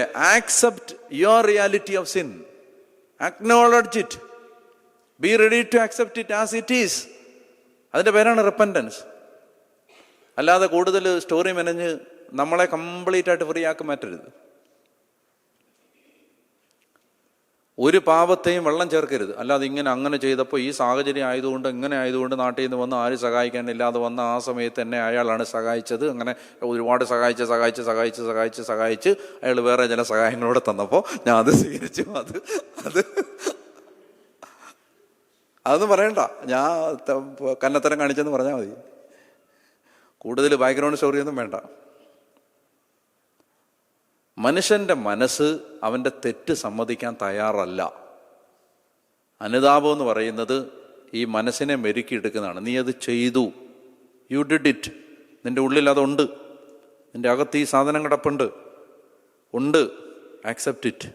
പറഞ്ഞേ ഹല്ലേലൂയാ, പറഞ്ഞേ ഹല്ലേലൂയാ, ഹല്ലേലൂയാ. അപ്പോൾ ഇതാണ് ഈ ഭാഗത്ത് നമ്മൾ കാണുന്നത്. അപ്പോൾ ദൈവമായ കർത്താവ് സ്ത്രീയോട് ചോദിച്ചു, നീ എന്താണ് ചെയ്തത്? അവൾ പറഞ്ഞു, സർപ്പം എന്നെ വഞ്ചിച്ചു, ഞാൻ പഴം തിന്നു. ദൈവമായ കർത്താവ് സർപ്പത്തോട് പറഞ്ഞു, വായിക്ക്, ഇത് നീ ചെയ്തത് കൊണ്ട് എല്ലാ കന്നുകാലികളുടെയും വന്യമൃഗങ്ങളുടെയും ഇടയിൽ ശപിക്കപ്പെട്ടതായിരിക്കും. നീ മണ്ണിൽ ഇഴഞ്ഞു നടക്കും. ഉറക്കെ വായിക്ക്. ജീവിതകാലം മുഴുവൻ നീ പൊടി തിന്നും. നീയും സ്ത്രീയും തമ്മിലും നിന്റെ സന്തതിയും അവളുടെ സന്തതിയും തമ്മിലും ഞാൻ ശത്രുത ഉളവാക്കും. അവൻ നിന്റെ തല തകർക്കും, നീ അവൻ്റെ കുതികാലിൽ. അവൻ നിന്റെ തല തകർക്കും.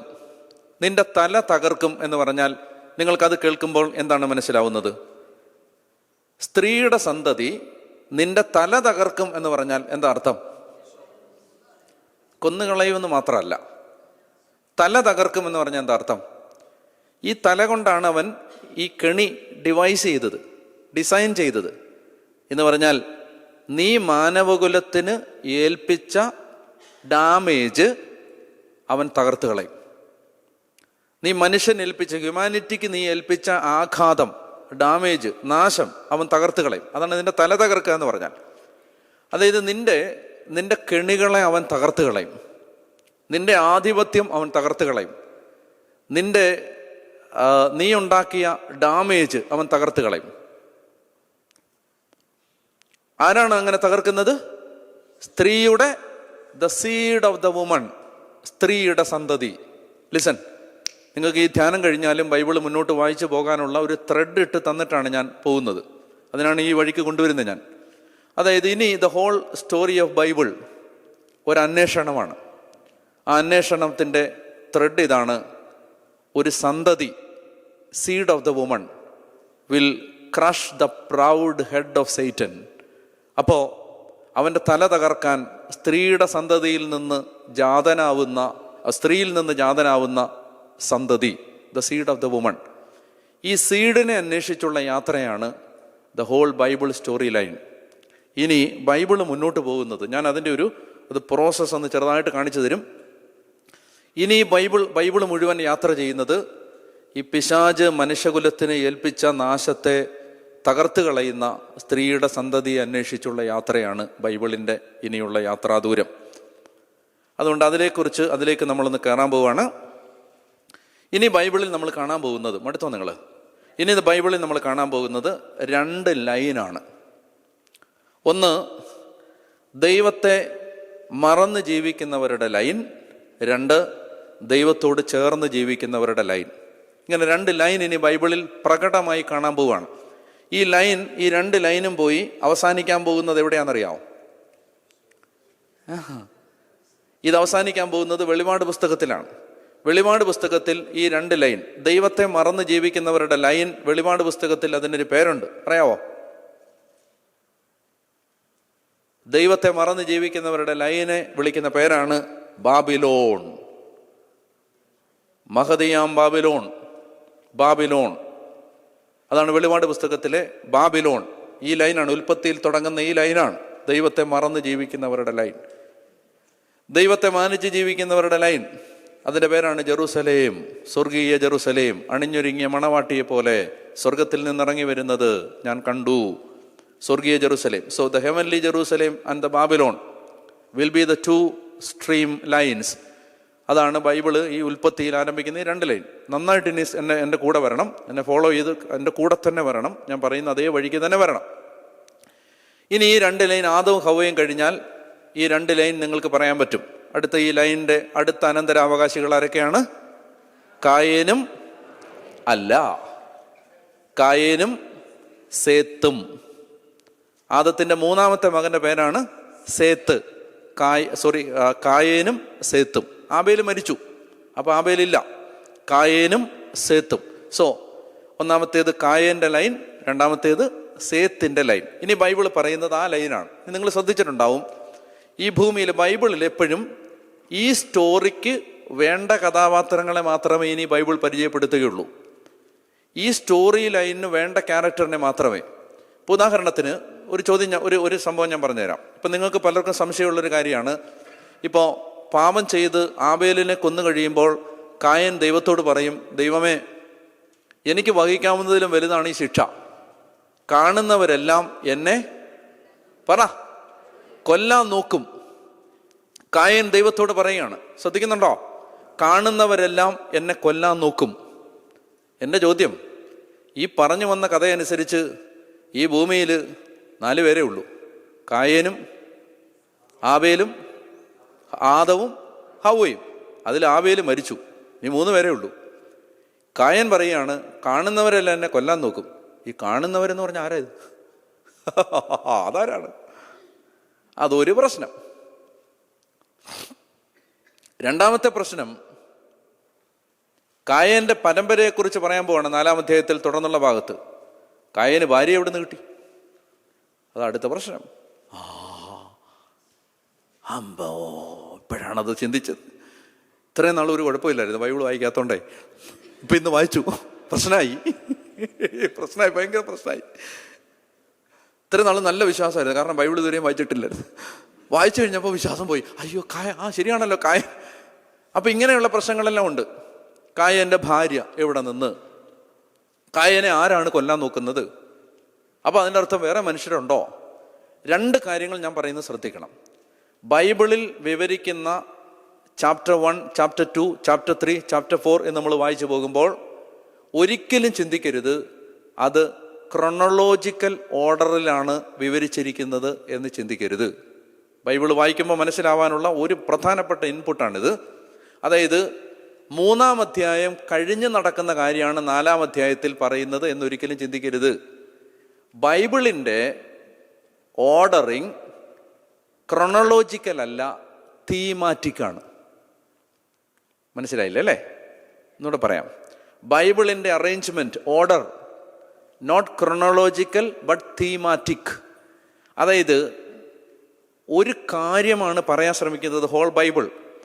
ആ കാര്യത്തിന് ചേരുന്ന വിധത്തിൽ കാര്യങ്ങളെയാണ് വൺ ആഫ്റ്റർ അനദർ അറേഞ്ച് ചെയ്തിരിക്കുന്നത്.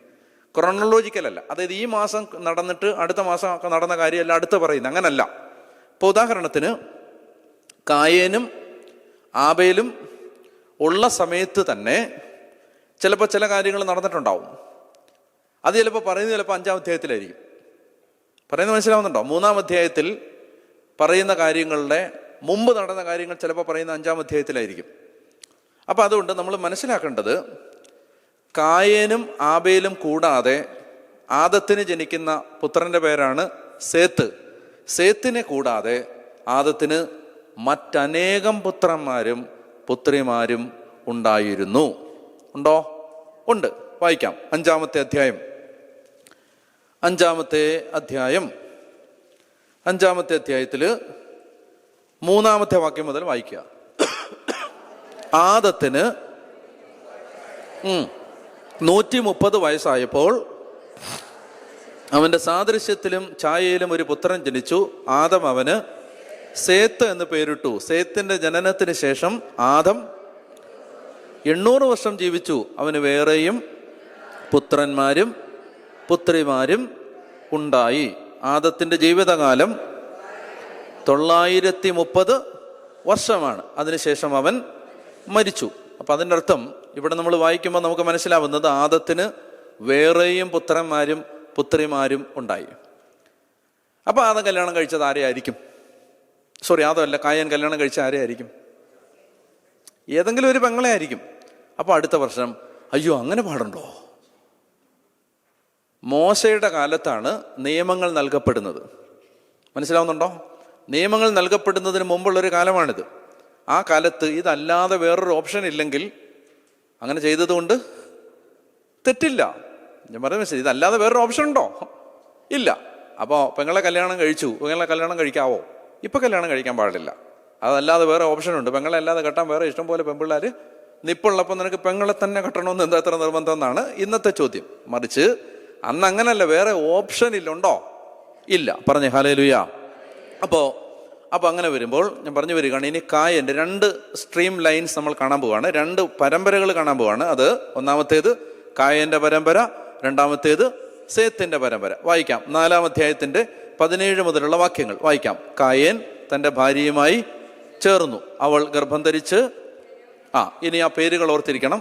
1 ഹെനോക്ക്, 1 കായേൻ, 1 എണ്ണിക്കോ. കായേൻ 1, ഹെനോക്ക് 2. മൂന്നാമത്തെ ആളാരാണ്? ഹെനോക്കിന് ഈരാദ്. 18-ാമത്തെ വായിക്കും നിങ്ങൾ. ഹെനോക്കിന് ഈരാദ് 3. അടുത്തത് ഈരാദിന് മെഹുയായേൽ 4ആയി. മെഹുയായേലിന് മെത്തുശായേൽ 5ആയി. മെത്തുശായേലിന് ലാമെക്ക് 6ആയി. അപ്പം ഇത്രയും പേരെ 6 തലമുറയെ കുറിച്ച് പറയുകയാണ് ഇവിടെ. ആരുടെ തലമുറയാണിത്? ദൈവത്തോട് ചേർന്ന് ജീവിക്കാത്ത കായൻ്റെ തലമുറയാണിത്. അപ്പോൾ ഈ തലമുറയിലെ 6 തലമുറയെ പറഞ്ഞിട്ട് അതിനകത്ത് 6-ാമത്തെ ആളുടെ കുറച്ച് ഡീറ്റെയിൽസ് പറയുകയാണ്. എന്താണ്? ലാമെക്കിൻ്റെ ഭാര്യമാർ. അപ്പോൾ ഒന്നാമത്തെ കാര്യം പോളിഗമി, ബഹുഭാര്യാത്വം. കായൻ്റെ പരമ്പരയിൽ കാണുന്ന ഒരു കാര്യമാണ് പോളിഗമി, ബഹുഭാര്യത്വം, പല ഭാര്യമാർ, ആദായേ സില്ലായേ. അപ്പം അയാൾ പറയുകയാണ്, ലാമെക്കിൻ്റെ ഭാര്യമാരെ എനിക്ക് ചെവി തരുവിൻ, എന്നെ മുറിപ്പെടുത്തിയ ഒരുവനെയും എന്നെ അടിച്ച ഒരു ചെറുപ്പക്കാരനെയും ഞാൻ കൊന്നുകളഞ്ഞു. കായൻ്റെ പ്രതികാരം 7 ഇരട്ടിയെങ്കിൽ ലാമെക്കിൻ്റേത്. കായൻ്റെ ലൈൻ നമുക്ക് പരിചയപ്പെടുത്തി തരാണ് ഈ ലൈനിൽ. Listen to me. 2 കാര്യങ്ങൾ നമ്മൾ കണ്ടു. ഒന്ന് പോളിഗമസ്, 2 മേർഡറിങ്, കൊലപാതകികളും അതുപോലെ തന്നെ പല ഭാര്യമാരുണ്ടായിരുന്നവരുമായ ഒരു തലമുറയുടെ പരമ്പര, കായൻ്റെ പരമ്പര. നമുക്കൊരു സാമ്പിൾ മനസ്സിലാക്കി തരാണ് ബൈബിൾ. അതായത് ആ ലൈൻ ഈസ് പൊള്യൂട്ടഡ്, ആ ലൈൻ ഈസ് കണ്ടാമിനേറ്റഡ്. മനസ്സിലായി? ആ ലൈൻ ഈസ് നോട്ട് പ്യുവർ. അവിടെ പ്രശ്നമുള്ള ലൈനാണ്. അതാണ് ഈ ഭാഗം വായിക്കുമ്പോൾ നമുക്ക് മനസ്സിലാവുന്ന കാര്യം. അടുത്ത സേത്തിൻ്റെ പരമ്പര. അടുത്തത് വായിക്കാം. ആദം വീണ്ടും തൻ്റെ ഭാര്യയോട് ചേർന്നു, അവളൊരു പുത്രനെ പ്രസവിച്ചു. സേത്ത് എന്നവന് പേരിട്ടു, കാരണം കായൻ കൊന്ന ആബേലിന് പകരം എനിക്ക് ദൈവം തന്നതാണ് അവനെന്ന് അവൾ പറഞ്ഞു. സേത്തിനും ഒരു പുത്രൻ ജനിച്ചു. സേത്ത് അവനെ ഏനോഷ് എന്ന് വിളിച്ചു.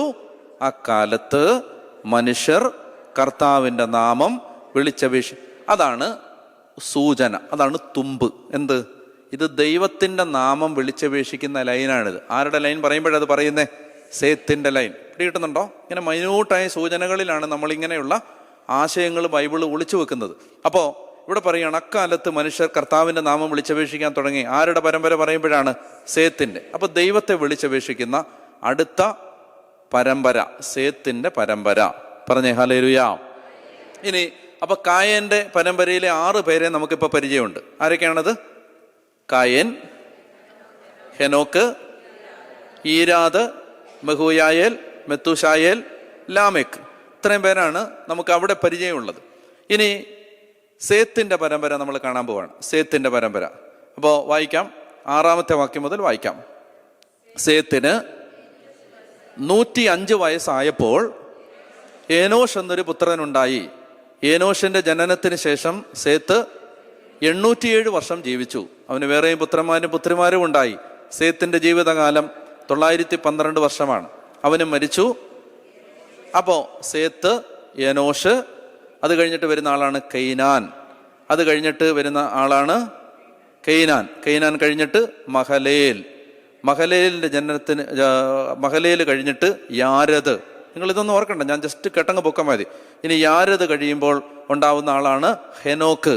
ഹെനോക്ക് കഴിഞ്ഞിട്ട് ഉണ്ടാവുന്ന ആളാണ് മെത്തൂശാലേഹ്.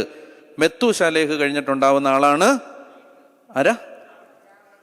ലാമക്ക്. ആണോ?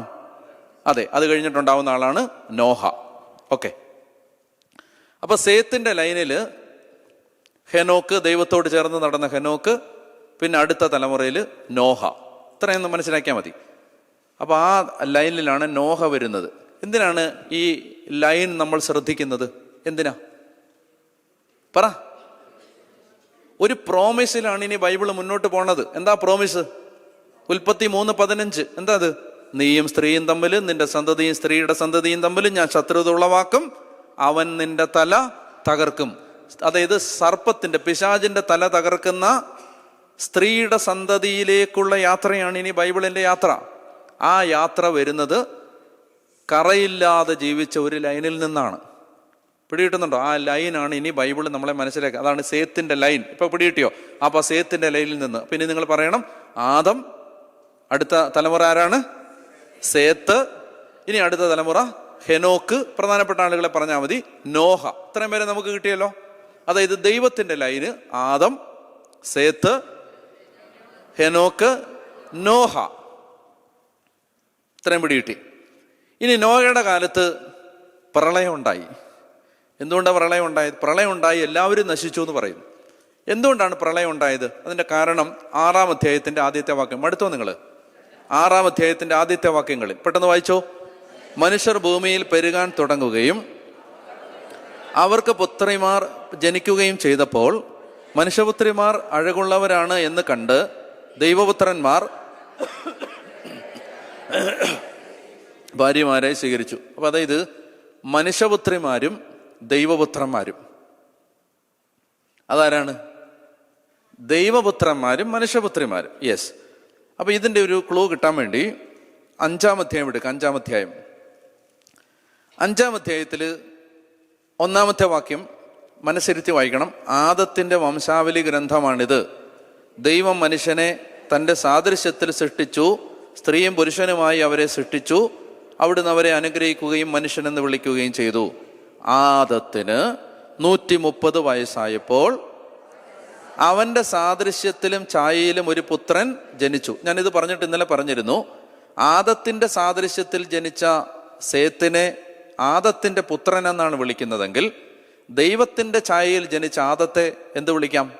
ദൈവത്തിന്റെ പുത്രൻ എന്ന് വിളിക്കാം. അപ്പോ ദൈവപുത്രന്മാരുടെ ലൈൻ എന്ന് പറഞ്ഞാൽ സേത്തിന്റെ ലൈൻ. ആരാണ് ദൈവപുത്രന്മാർ? സേത്തിന്റെ ലൈൻ. പിടികിട്ടിയോ? അതിൻ്റെ ത്രെഡാണ് ഇവിടെ കിടക്കുന്നത്, അതിൻ്റെ ക്ലൂ ആണ് ഇവിടെ കിടക്കുന്നത്. ദൈവപുത്രൻ എന്ന് വിളിക്കുന്നത് ദൈവത്തിന്റെ ഛായയിലും സാദൃശ്യത്തിലും സൃഷ്ടിക്കപ്പെട്ട ആദത്തെയും ആദത്തിന്റെ പുത്രൻ സേത്തിനെയും ആ ലൈനാണ് ദൈവപുത്രന്മാർ. അപ്പൊ അങ്ങനെയാണെങ്കിൽ മനുഷ്യപുത്രന്മാരായിരിക്കും? കായന്റെ ലൈൻ. സോ 6-ാം അധ്യായം പറയുന്ന ദൈവപുത്രന്മാരും മനുഷ്യപുത്രന്മാരും എന്ന് പറയുന്നത് കായന്റെ ലൈനും സേത്തിന്റെ ലൈനും. ഇത് രണ്ടും പൊളൂട്ടഡ് ഇത് രണ്ടും തമ്മിൽ കൂടിക്കലർന്ന് മിക്സ് ആവാതെ ദൈവം ഒരു സന്തതിയിലേക്കുള്ള യാത്ര ഇങ്ങനെ പ്ലാൻ ചെയ്ത് വരുമ്പോൾ ആ ദൈവ പദ്ധതിയെ സാത്താൻ തകർക്കുന്നത് ഇവർ തമ്മിലുള്ള ഇന്റർമാരേജ് വഴിയാണ്. അതാണ് 6-ാം അധ്യായത്തിൽ കാണുന്നത്. പിടികിട്ടുന്നുണ്ടോ? വായിക്കേ. മനുഷ്യർ ഭൂമിയിൽ പെരുകാൻ തുടങ്ങുകയും അവർക്ക് പുത്രിമാർ ജനിക്കുകയും ചെയ്തപ്പോൾ, കായന്റെ പരമ്പരയിൽ പുത്രിമാർ ജനിക്കുകയും ചെയ്തപ്പോൾ അവർ അഴകുള്ളവരാണെന്ന് കണ്ട് സേത്തിന്റെ ലൈനിലുള്ള ദൈവത്തിന്റെ പുത്രന്മാർ തങ്ങൾക്ക് ഇഷ്ടപ്പെട്ടവരെ എല്ലാം ഭാര്യമാരായി സ്വീകരിച്ചു. അതായത് അവരെന്ത് ചെയ്തു? ആ വംശത്തിന്റെ ശുദ്ധി കാത്തു സൂക്ഷിക്കാതെ അവരെന്ത് ചെയ്തു? പാപം പെരുകിയ കായന്റെ പരമ്പരയുമായി വിവാഹബന്ധത്തിലേർപ്പെട്ടു. അങ്ങനെ ജനിച്ച മനുഷ്യരുടെ പേരാണ് അതികായന്മാർ. നെഫിലിം എന്നാണ് ഹീബ്രു വാക്ക്. നെഫിലിം, അതികായന്മാർ, പുരാതന കാലത്തെ പ്രസിദ്ധി ആർജിച്ച പ്രബലന്മാർ. ഇതിനു ശേഷമാണ് വാക്യം വായിക്കാം. 5-ാമത്തെ വാക്യം. ഭൂമിയിൽ അങ്ങനെ മനുഷ്യന്റെ ദുഷ്ടത വർദ്ധിച്ചിരിക്കുന്നെന്നും അവന്റെ ഹൃദയത്തിലെ ചിന്തയും ഭാവനയും എപ്പോഴും ദുഷിച്ചത് മാത്രമാണെന്നും കർത്താവ് കണ്ടു. ഭൂമുഖത്ത് മനുഷ്യനെ സൃഷ്ടിച്ചതിൽ കർത്താവ് പരിതപിച്ചു. അത് അവിടുത്തെ ഹൃദയത്തെ വേദനിപ്പിച്ചു. കർത്താവ് അരുളി ചെയ്തു, എന്റെ സൃഷ്ടിയായ മനുഷ്യനെ ഭൂമുഖത്ത് നിന്ന് ഞാൻ തുടച്ചു മാറ്റും. മനുഷ്യനെയും മൃഗങ്ങളെ, ഇഴജന്തുക്കളെ, ആകാശത്തിലെ പറവുകളെയും നാമാവശ്യം. അപ്പം അങ്ങനെ പിന്നെ അതാണ്. ഇനി അതിൻ്റെ ഡീറ്റെയിൽസിലേക്ക് പോകണ്ട. മറിച്ച് ഇനി അങ്ങനെയാണ് 7-8 അധ്യായങ്ങളിൽ നമ്മൾ കാണുന്ന പ്രളയം വഴി എന്ത് ചെയ്യുന്നു? ഇത് വൈപ്പ് ഔട്ട് ചെയ്യപ്പെടുന്നു. മനുഷ്യരെല്ലാവരും വൈപ്പ് ഔട്ട് ചെയ്യപ്പെടുന്നു. അതിൽ പുത്രന്മാരുടെ പരമ്പരയിൽ ആര് മാത്രം അവശേഷിക്കുന്നു? നോഹ മാത്രം. കണ്ടോ? The story is continuing. Story മുന്നോട്ട് പോവാണ്. മനസ്സിലായോ? ഈ ലൈനിൽ ആരെത്തി നിൽക്കുന്നു? നോഹ എത്തി നിൽക്കുന്നു. നോഹയും നോഹയുടെ 3 പുത്രന്മാർ. പെട്ടെന്ന് പോകണം നമുക്കിനി. മടുത്തോ? ഇല്ല, നിർത്തട്ടെ. ഇതൂടെ പറഞ്ഞിട്ട് നിർത്താം. അതായത് ഈ നോഹയുടെ കാര്യം കൂടെ പറഞ്ഞിട്ട് നിർത്തിയിട്ട് പിന്നെ നമുക്ക് അടുത്ത ക്ലാസ്സിൽ അടുത്ത കാര്യത്തിലേക്ക് പോകാം. അപ്പോൾ ഇവിടെ എന്ത് ചെയ്യുന്നു? നമുക്കിങ്ങനെ ഈ ദൈവത്തിൻ്റെ ലൈൻ വന്ന് നോഹയിൽ എത്തി നിൽക്കുന്നു. അപ്പോൾ ഇപ്പോൾ ഭൂമിയിൽ, അതായത് ഭൂമി എന്ന് പറയുമ്പോൾ ലോകം മുഴുവനെന്നല്ല ഉദ്ദേശിക്കേണ്ടത്, ഇവർ ജീവിക്കുന്ന ആ തിരഞ്ഞെടുക്കപ്പെട്ട ദൈവമനുഷ്യരുടെ ആ ഭാഗത്ത് ഇപ്പോൾ ആകെ അവശേഷിക്കുന്നത് നോഹ മാത്രമാണ്. നോഹയും നോഹയുടെ 3 ആൺമക്കളും അവരുടെ ഭാര്യമാരും നോഹയുടെ ഭാര്യയും. മൊത്തം എത്ര പേര്? 8 പേര്. ഇവിടെയാണ് നോഹയുമായിട്ടുള്ള ഉടമ്പടി വരുന്നത്. 8 പേര്. ഇനി ഞാൻ പെട്ടെന്ന് ശ്രദ്ധിക്കുക. ഈ 8 പേരിൽ നിന്ന് ദൈവം വീണ്ടും തൻ്റെ പദ്ധതി തുടരുകയാണ്, ഈ കറയില്ലാത്ത ഒരു വംശം ഉണ്ടാക്കാൻ വേണ്ടി. പക്ഷെ സാത്താൻ ഇവിടെ വേറൊരു പണി ഒപ്പിച്ചു. അതെന്താണ്? അത് വായിക്കാം. 9-ാം അധ്യായത്തിൻ്റെ നിങ്ങളൊന്ന് ആലോചിച്ച് നോക്ക്. ആദം തെറ്റ് ചെയ്തത് എവിടെ വെച്ചാണ്? ലൊക്കേഷൻ പറയാം. ആദം പാപം ചെയ്ത ലൊക്കേഷൻ അതൊരു തോട്ടമാണല്ലേ. നോഹ പാപം ചെയ്ത ലൊക്കേഷൻ പറയാമോ? അതൊരു തോട്ടമാണ്. ഏത് തോട്ടം? മുന്തിരിത്തോട്ടം. മനസ്സിലായോ? ആദത്തിൻ്റെ പരമ്പരയെ നവീകരിക്കാൻ വേണ്ടി ദൈവം തിരഞ്ഞെടുത്ത നോഹയെ പിശാച് തോപ്പിച്ചിടുന്നത് എവിടെ വെച്ചാണ്? ഒരു തോട്ടത്തിലാണ്. വായിക്കാം. പെട്ടകത്തിൽ നിന്ന് പുറത്തിറങ്ങിയ നോഹയുടെ പുത്രന്മാർ, 18-ാമത്തെ വാക്യം. ഉൽപ്പത്തി 9:18. പെട്ടകത്തിൽ നിന്ന് പുറത്തിറങ്ങിയ നോഹയുടെ പുത്രന്മാർ ഷേം, ഹാം, യാഫത്ത് എന്നിവരായിരുന്നു. ഹാം ആയിരുന്നു. വളരെ ശ്രദ്ധിച്ചോണം, ഈ റെഫറൻസുകളിലാണ് ബൈബിളിൻ്റെ ക്ലൂ കിടക്കുന്നത്. അതായത് ഇപ്പൊ അപ്പന്മാരുടെ ലിസ്റ്റാ പറയുന്നത്. ആരൊക്കെയാ? ഷേം, ഹാം, യാഫത്ത്. ഓർക്കാപ്പുറത്ത് ഒട്ടും ചേരാത്ത വിധത്തിൽ ഇടയ്ക്ക് കയറ്റിയൊരു സാധനം പറയുകയാണ്, കാനാന്റെ പിതാവ് ഹാമാണ്. ഇപ്പൊ അത് പറയേണ്ട യാതൊരു കാര്യം ഇവിടെ ഇല്ല. ഇനി വീണ്ടും ഹാമിന്റെ കാര്യം പറയുമ്പോൾ ഇതേ റെഫറൻസ് പൊങ്ങി വരും. വായിച്ചോ, താഴോട്ട് പോക്കോ. ഇവരാകുന്നു നോഹയുടെ 3 പുത്രന്മാർ. ഇവർ വഴിയാണ് ഭൂമി ജനങ്ങളെ കൊണ്ട് നിറഞ്ഞത്. നോഹ ഭൂമിയിൽ കൃഷി ചെയ്യാൻ തുടങ്ങി. അവനൊരു മുന്തിരിത്തോട്ടം വെച്ച് പിടിപ്പിച്ചു. വീഞ്ഞു കുടിച്ച് മത്തനായി. നോഹ കൂടാരത്തിൽ നഗ്നനായി കിടന്നു. കാനാന്റെ പിതാവായ വീണ്ടും മറ്റവരുടെ കാര്യത്തെ, മക്കളെ കുറിച്ചൊന്നും പറഞ്ഞിട്ടില്ല. ഹാമിന്റെ കാര്യം പറയുമ്പോൾ അവന്റെ മകനെ കുറിച്ച് പറയാണ്, കാനാന്റെ. ഇങ്ങനെയുള്ള കാര്യങ്ങളിലാണ് ഈ മിസ്റ്ററി സോൾവ് ചെയ്യാനുള്ള അതിന്റെ ക്ലൂ കിടക്കുന്നത്. അപ്പൊ ഇവിടെ നമുക്ക് ഈ വായിക്കാൻ പോകുന്ന ഭാഗത്തിന്റെ മിസ്റ്ററി സോൾവ് ചെയ്യണമെങ്കിൽ ആ സോൾവ് ചെയ്യാനുള്ള കീ ആണ് കാനാൻ. അതുകൊണ്ടാണ് അത് എടുത്തെടുത്ത് പറയുന്നത് കാനാൻ. ഞാൻ പറഞ്ഞുതരാം എന്താന്ന് ശ്രദ്ധിച്ചോ. വീഞ്ഞു കുടിച്ച് മത്തനായി നോഹ കൂടാരത്തിൽ നഗ്നനായി കിടന്നു. കാനാന്റെ പിതാവായ ഹാം തന്റെ പിതാവിനെ നഗ്നനായി കാണുകയും അക്കാര്യം പുറത്തുണ്ടായിരുന്ന 2 സഹോദരന്മാരോട് പറയുകയും ചെയ്തു. ഷേമും യാഫത്തും ഒരു തുണിയെടുത്ത് തങ്ങളുടെ തോളിലിട്ട് പുറകോട്ട് നടന്നു എന്ന് പിതാവിന്റെ നഗ്നത മറച്ചു. അവർ മുഖം തിരിച്ചു പിടിച്ചിരുന്നത് കൊണ്ട് പിതാവിന്റെ നഗ്നത കണ്ടില്ല. ലഹരി വിട്ടുണർന്ന നോഹ തന്റെ ഇളയ മകൻ ചെയ്തതെന്തെന്നറിഞ്ഞു. ഇളയ മകൻ ആരാ? Hello, Ham. നോഹ തന്റെ ഇളയ മകൻ ചെയ്തതെന്തെന്നറിഞ്ഞു. അവൻ പറഞ്ഞു, ഹാം ശപിക്കപ്പെടട്ടെ. ആണോ? അതാണ് പ്രശ്നം. കാനാൻ ശപിക്കപ്പെടട്ടെ. ഓക്കെ, ഇപ്പൊ പ്രശ്നമായല്ലോ. വീണ്ടും പ്രശ്നം. ഈ പ്രശ്നം സോൾവ് ചെയ്യണമെങ്കിൽ കുറച്ച് ബാക്ക്ഗ്രൗണ്ട് അറിയാനുണ്ട്. Listen to me. എടുത്തോ, ഒന്ന് നേരെ ഇരുന്നോ. വളരെ പ്രധാനപ്പെട്ട കാര്യത്തിലേക്ക് പോവാണ്. ഇങ്ങോട്ട് നോക്കിയേ. ഈ ഏദൻ തോട്ടത്തിൽ വെച്ച് മനുഷ്യൻ പഴം പറിച്ചു തിന്നു എന്ന പാപത്തിനകത്ത് കുറെ അധികം പാപങ്ങളുണ്ട്. ഒരു അനുസരണക്കേട് മാത്രമല്ല അവിടുത്തെ പാപം. യഥാർത്ഥത്തിൽ ഈ പഴം പറിച്ച് തിന്നത് വഴി ആദവും ഹവ്വയും ആഗ്രഹിച്ചത് ദൈവത്തെ പോലാവാനാണ്. ആണോ? ദൈവത്തെ പോലാവുക. എങ്ങനെ? ദൈവത്തെ കൂടാതെ. Listen to me. ഏദൻ തോട്ടത്തിലെ പാപം എന്ന് പറയുന്നത് ദൈവത്തെ കൂടാതെ, ദൈവത്തെ മാറ്റി നിർത്തി ദൈവത്തെ പോലാവുക.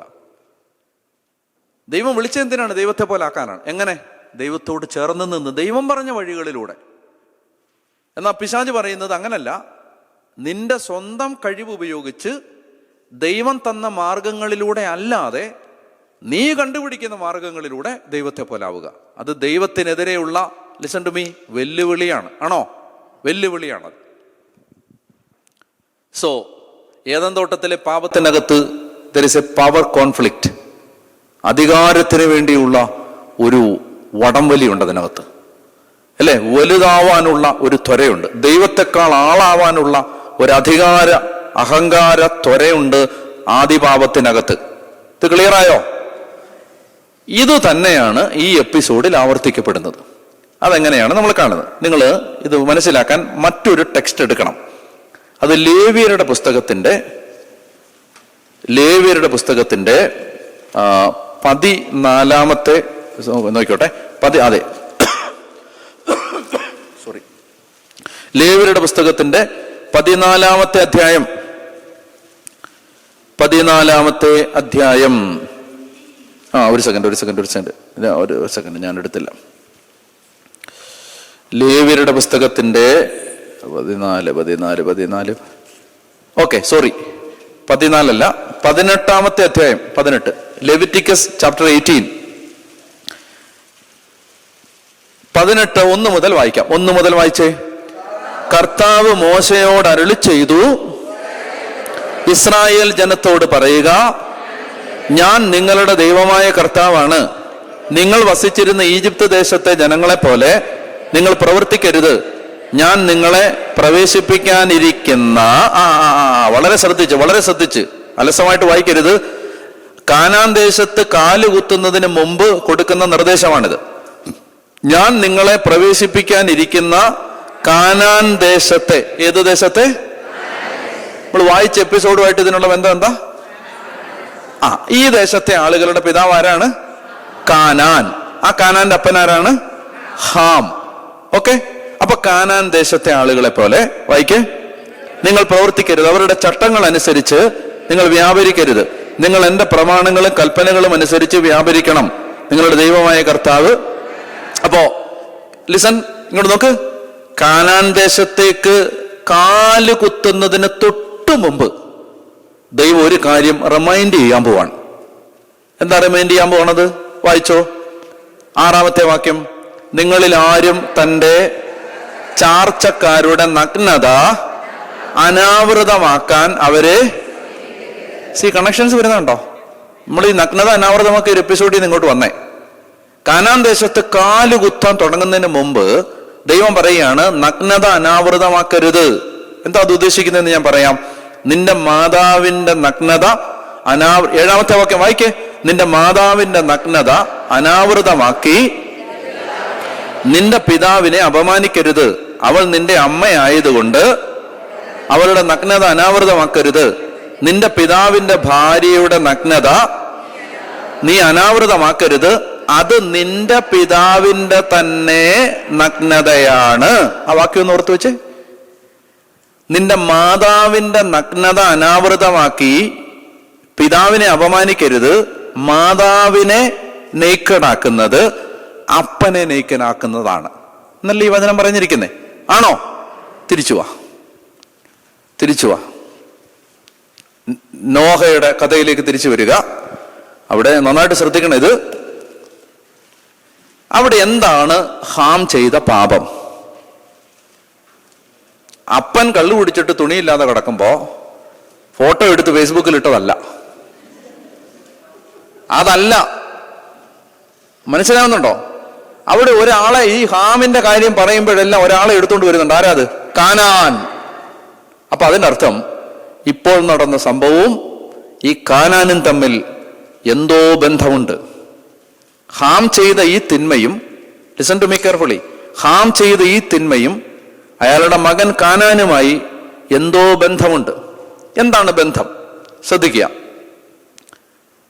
പുരാതന കാലത്ത് ഒരു കുടുംബത്തിന്റെ അധികാരം അപ്പനിൽ നിന്ന് കൈമാറി വരുന്നത് മൂത്ത മകനിലേക്കാണ്.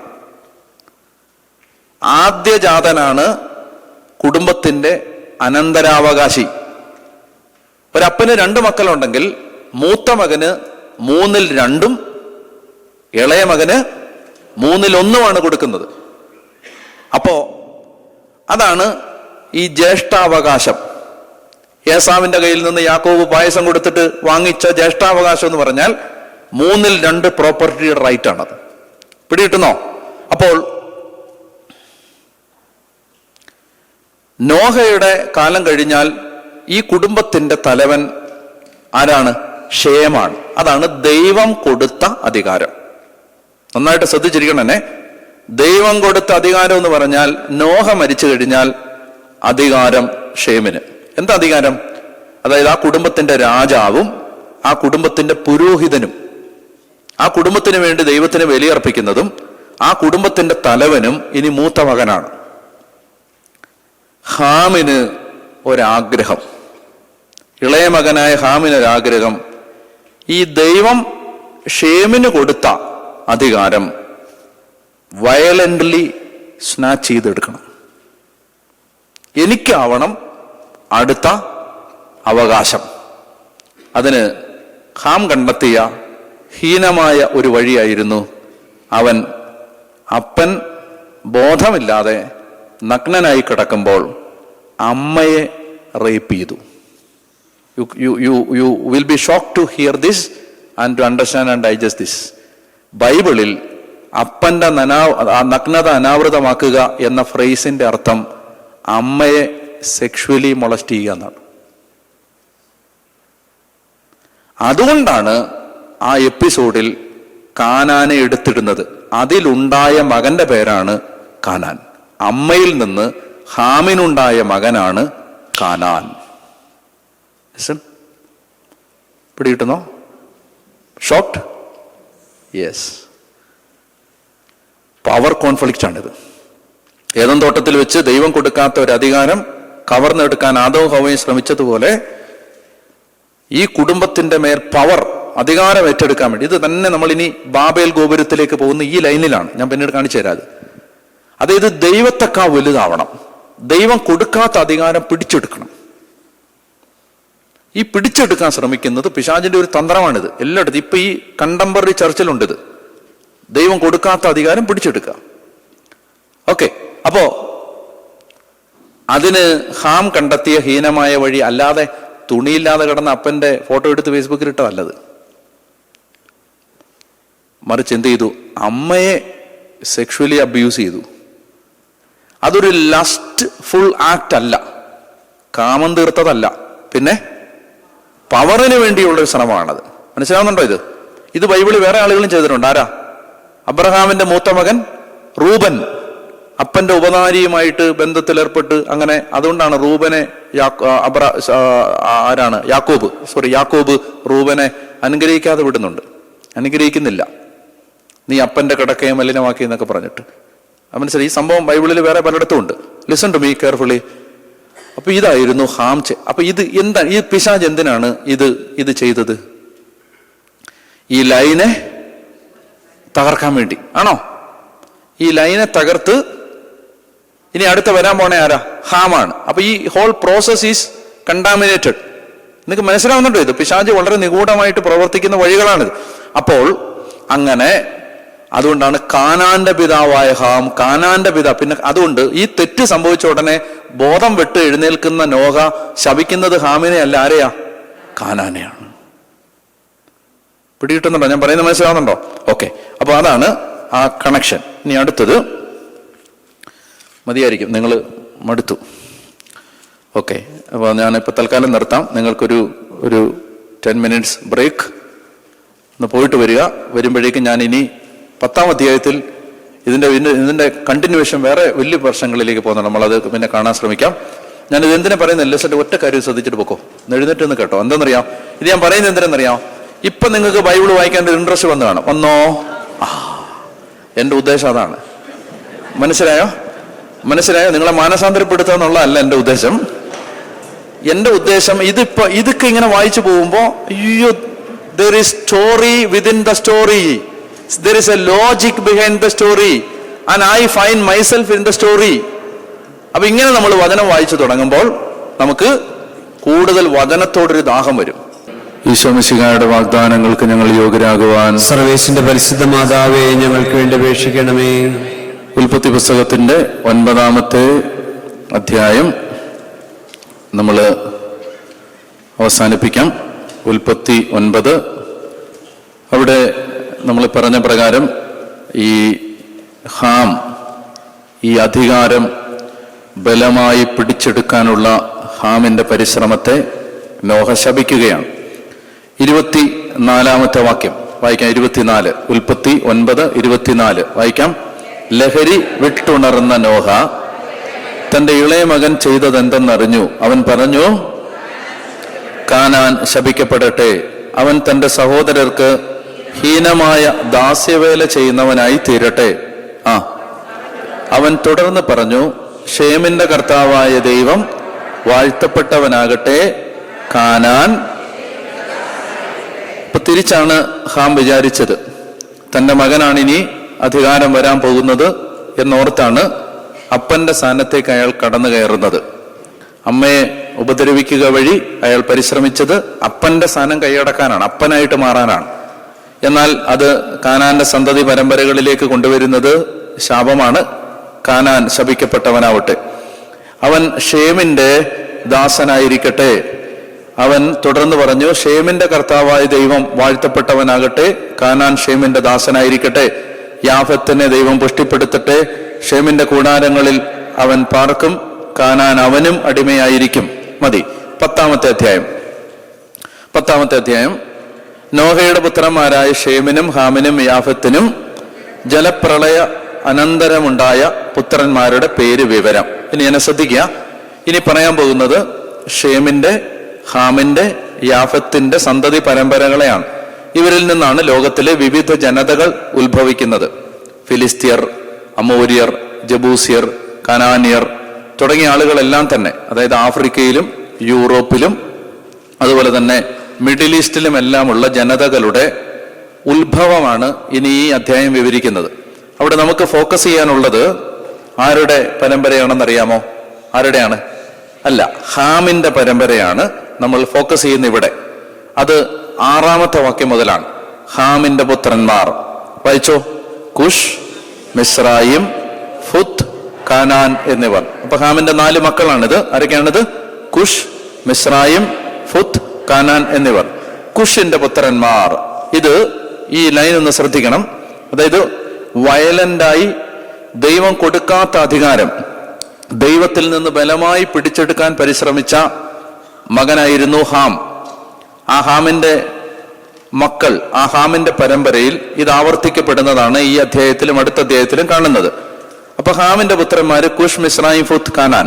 കുഷിന്റെ പുത്രന്മാർ സേബ, ഹവില, സബ്ത, റാമ, സബ്തേക്ക. റാമയുടെ മക്കളാണ് ഷെബായും ദദാനും. കുഷിന് നിമ്രോദ്. ഈ പേര് ഓർത്തിരിക്കണം. കുഷിന് നിമ്രോദ് എന്ന ഒരു പുത്രൻ ജനിച്ചു.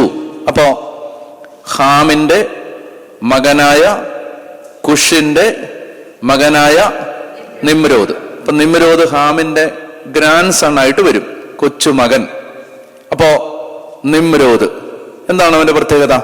അവനാണ് ഭൂമിയിലെ ആദ്യത്തെ വീരപുരുഷൻ. അവൻ കർത്താവിന്റെ മുൻപിൽ ഒരു നായാട്ട് വീരനായിരുന്നു. അതുകൊണ്ട് കർത്താവിന്റെ മുൻപിൽ നിമ്രോദിനെ പോലെ ഒരു നായാട്ടുവീരൻ എന്ന ചൊല്ലുണ്ടായി. കർത്താവിന്റെ മുമ്പിൽ നിമ്രോദിനെ പോലെ ഒരു നായാട്ടുവീരൻ എന്ന ചൊല്ലുണ്ടായി. പറഞ്ഞേ ഹല്ലേലൂയ, പറഞ്ഞേ ഹല്ലേലൂയ.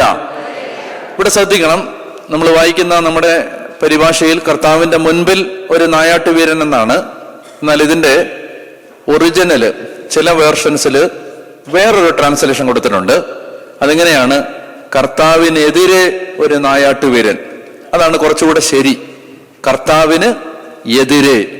അവൻ കർത്താവിനെതിരെയായിരുന്നു. ആര്? ഹാമിന്റെ മകനായ കുഷിന്റെ മകനായ നിമ്രോദ്.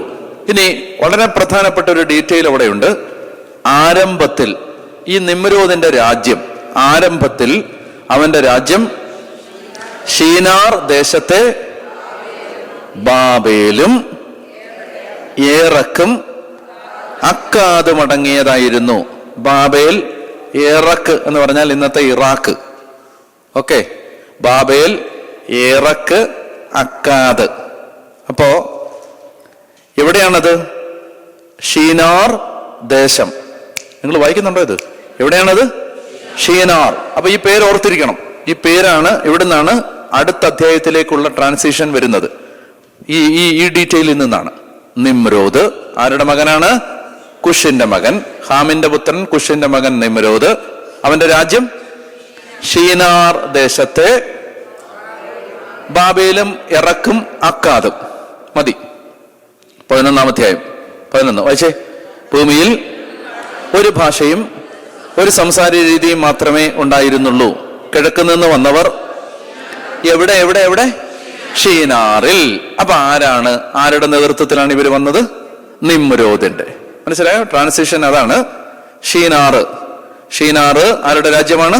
നിമ്രോദിന്റെ രാജ്യമാണ്. അപ്പോ ഇവിടെ നിന്ന് നോഹയുടെ മക്കളില് ഈ പരമ്പര നിമ്രോദിന്റെ നേതൃത്വത്തിൽ ഷീനാറിൽ ഒരു സമതല പ്രദേശം കണ്ടെത്തി അവിടെ പാർപ്പുറപ്പിച്ചു. നമുക്ക് ഇഷ്ടിക ഉണ്ടാക്കി ചുട്ടെടുക്കാമെന്നവർ പറഞ്ഞു. അങ്ങനെ കല്ലിന് പകരം ഇഷ്ടികയും കുമ്മായത്തിന് പകരം കളിമണ്ണും അവർ ഉപയോഗിച്ചു. അവർ പരസ്പരം പറഞ്ഞു, നമുക്കൊരു പട്ടണവും ആകാശം അഥവാ സ്വർഗം, ആകാശം മുട്ടുന്ന ഒരു ഗോപുരവും പണിത് പ്രശസ്തി നിലനിർത്താം, അല്ലെങ്കിൽ നാം ഭൂമുഖത്താകെ ചിതറിപ്പോകും. മനുഷ്യർ നിർമ്മിച്ച നഗരവും ഗോപുരവും കാണാൻ കർത്താവ് ഇറങ്ങി വന്നു. അതായത് this is another violent entry to the supernatural. ഈ അതിസ്വാഭാവിക ലോകത്തേക്ക്, സ്വർഗീയ ലോകത്തേക്കുള്ള ഒരു വയലന്റ് എൻട്രി ആണ്. ആകാശം മുട്ടുന്ന ഗോപുരം എന്ന് പറയുന്നത് ദൈവത്തെ ചലഞ്ച് ചെയ്യുക എന്നുള്ളതാണ് അതിൻ്റെ ഇന്റൻഷൻ. ദൈവത്തെ വെല്ലുവിളിക്കുക, ദൈവത്തെ വെല്ലുവിളിക്കുക, ദൈവം കൊടുത്ത അധികാരത്തിന് വിപരീതമായി പാരലായി വേറൊരു അധികാരം ഉണ്ടാക്കുക, വേറൊരു ഒരു ഗോപുരം നിർമ്മിച്ച് പ്രശസ്തി നിലനിർത്തുക. മനസ്സിലാവുന്ന പറയുന്നത് this is another violent entry towards heavens. അപ്പോ ഇതുകൊണ്ട് ഇതാണ് ഈ ലൈനിലാണ്, അത് കാനാനി ഖാമിന്റെ പരമ്പരയിലാണ് ഇത് നടക്കുന്നത്. ഇതേ ആ തിന്മ തുടരുകയാണിത്. കേദൻ തോട്ടത്തിൽ വെച്ച് നടന്ന ആ തിന്മ ഇങ്ങനെ തുടരുകയാണത്. അതുകൊണ്ട് എനിക്ക് പറയാനുള്ളത് വളരെ പ്രധാനപ്പെട്ട കാര്യമാണ്. ദൈവം സ്ഥാപിച്ച അധികാരങ്ങൾക്ക് എതിരെ നിൽക്കുന്നത് പൈശാചികമാണ് എന്ന് പറഞ്ഞപ്പോൾ നിങ്ങൾ വിചാരിച്ചു അച്ഛൻ ഉദ്ദേശിച്ചത് മെത്രാൻ, അച്ഛൻ, സഭ എന്നൊക്കെയാണ്. ഞാൻ ഉദ്ദേശിച്ച അതല്ല. ദൈവം സ്ഥാപിച്ച ഒരു അധികാരമാണ് ഭർത്താവ്, ഭാര്യ, മാതാപിതാക്കന്മാർ, മക്കൾ. ഒരു അമിതമായ സ്പിരിച്വാലിറ്റിയുടെ പേരിൽ ഭർത്താവിനെ അനുസരിക്കത്തില്ല, മാതാപിതാക്കന്മാരെ അനുസരിക്കത്തില്ല. മനസ്സിലായി? ദൈവം സ്ഥാപിച്ച ഒരു സംവിധാനമുണ്ട്. അതിനെ ബൈപ്പാസ് ചെയ്യുന്നത് പുണ്യമാണെന്ന് ആരെങ്കിലും തെറ്റിദ്ധരിച്ചിട്ടുണ്ടെങ്കിൽ ഇന്ന് ആ തെറ്റിദ്ധാരണ മാറ്റിക്കോണം. മനസ്സിലായോ? ദൈവം സ്ഥാപിച്ച ഒരു ക്രമമുണ്ട്, അതിനപ്പുറത്തേക്ക് നമ്മൾ ചാടാൻ നിൽക്കരുത്. പറഞ്ഞേ ഹല്ലേലൂയ. ഭർത്താവിന് വിധേയപ്പെടുന്നത് ഒരു പാപമൊന്നുമല്ല. ഞാൻ പറഞ്ഞത് മനസ്സിലാവുന്നുണ്ടോ? ഓരോ രാജ്യത്തെയും സിറ്റുവേഷൻസ് വ്യത്യാസമുണ്ട്. അപ്പൊ ചില സ്ഥലത്തൊക്കെ ഇൻകം ഏൺ ചെയ്യുന്നത് ഒരു പക്ഷെ കൂടുതൽ പണം കിട്ടുന്നത് ഭാര്യയ്ക്കായിരിക്കും. ഞാനൊരു സ്ത്രീ വിരോധിയൊന്നുമല്ല, എനിക്ക് ഒത്തിരി സ്ത്രീ സുഹൃത്തുക്കളുണ്ട്. ഞാൻ സ്ത്രീ വിരോധിയൊന്നുമല്ല. പെണ്ണുങ്ങളോട് എനിക്ക് പ്രത്യേകിച്ചൊരു മമത കുറവോ ബഹുമാനക്കുറവോ ഒന്നുമില്ല. പക്ഷേ ചില കാര്യങ്ങളിൽ നമുക്കൊരു എതിരഭിപ്രായമുണ്ട്. അത് ഇതാണ്, അതായത് ദൈവം സ്ഥാപിച്ച ഒരു ക്രമത്തെ നമ്മൾ കുടുംബജീവിതത്തിലേക്ക് പ്രവേശിക്കുമ്പോൾ ദൈവം സ്ഥാപിച്ച ഒരു ക്രമത്തെ നമ്മൾ മാനിക്കേണ്ടതുണ്ട്. ഭർത്താവ് ചിലപ്പോൾ നിങ്ങളുടെ അത്രയും കഴിവില്ലാത്ത ഒരാളായിരിക്കും, വിദ്യാഭ്യാസം ഇല്ലാത്ത ഒരാളായിരിക്കും, അത്ര ഇൻകം ഏൺ ചെയ്യാത്ത. ഭർത്താവിന് നിങ്ങൾ വാങ്ങിക്കുന്നതിനേക്കാളും $200 കുറവായിരിക്കും കിട്ടുന്നത്. അത് ഭർത്താവിനെ ധിക്കരിക്കാനുള്ള ഒരു കാരണമല്ല. പറഞ്ഞ ഹല്ലേലൂയ, പറഞ്ഞ ഹല്ലേലൂയ. റെബല്യസ്നെസിന്റെ പ്രശ്നം എന്താണെന്ന് ഞാൻ പറഞ്ഞുതരാം. അതായത് ഒരു ഭാര്യ ഭർത്താവിന് വിധേയപ്പെടാതെ തറുതല പറയുകയും മറുതലിക്കുകയും ഭർത്താവിനെ അനുസരിക്കാതെയും റെസ്പെക്ട് ചെയ്യാതിരിക്കുകയും മക്കളുടെ മുമ്പ് വെച്ച് ഭർത്താവിനെ ബെലിറ്റിൽ ചെയ്ത് സംസാരിക്കുകയൊക്കെ ചെയ്യുമ്പോൾ ഒരു കാര്യം അമ്മ ഓർത്തോണം, ഈ റെബല്യസ്നെസ് എന്ന് പറയുന്ന സ്പിരിറ്റ് പകർച്ചവ്യാധിയാണ്. ഇത് നിന്റെ മക്കളിലേക്ക് ഓട്ടോമാറ്റിക്കായിട്ട് ഇൻജക്റ്റ് ചെയ്യപ്പെടും. നാളെ അവർ നിന്നെ കഴുത്തിന് പിടിച്ച് ഭിത്തിയെ നിർത്തും. അന്ന് നീ റിഗ്രറ്റ് ചെയ്തിട്ട് ഒരു കാര്യമില്ല. ആ സ്പിരിറ്റ് നീ കൊടുത്തതാണ്, ആ വീട്ടിൽ നീയാണ് ഇൻജക്ട് ചെയ്തത്. സോ റെബല്യസ്നെസ്സിനെ പ്രൊമോട്ട് ചെയ്യരുത്. വീട്ടിൽ ഭർത്താവിൻ്റെ പിള്ളേരുടെ മുമ്പ് വെച്ച് ഹസ്ബൻഡിനെതിരെ ഷൗട്ട് ചെയ്യുക, ഹസ്ബൻഡിനെ തീരെ വിലയില്ലാത്ത ആളായിട്ട് സംസാരിക്കുക, മക്കളോട് പറയുക അപ്പനെ അനുസരിക്കണ്ടെന്ന് പറയുക, അല്ലെങ്കിൽ മാതാപിതാക്കൾ അപ്പനെയും അമ്മയും പ്രായമുള്ള അപ്പനെയും അമ്മയും ബഹുമാനിക്കാതിരിക്കുക. ഇതൊരു പുണ്യമാണെന്ന് ആരും വിചാരിക്കരുത്. അത് ഹോളി സ്പിരിറ്റിൽ നിന്നല്ല, അതിന്റെ പിന്നിൽ പിശാചാണ്. അതുകൊണ്ട് അത് പ്രൊമോട്ട് ചെയ്യപ്പെടാൻ പാടില്ല. പറഞ്ഞേ ഹല്ലേലൂയ. മനസ്സിലായോ? ഇത് ഈ വേദപുസ്തകം വായിക്കുമ്പോഴേ മനസ്സിലാവത്തുള്ളൂ. ദൈവം സ്ഥാപിച്ച സംവിധാനങ്ങളെ പ്രത്യേകിച്ച് നിങ്ങൾ ഓർത്തോണം. അതായത് ഈ ഇങ്ങനെ ഒരു സംഭവമുണ്ട്. ഒരു ബൈബിളിലെ ഒരു സംഭവം ഞാൻ പറയാം, പെട്ടെന്ന് അത് പറഞ്ഞാൽ നിർത്താം. അതായത് ഈ നമ്മുടെ ചേച്ചിയുടെ പേര് റാഹേൽ. ചേച്ചി എവിടുത്തുകാരിയാ ചേച്ചി?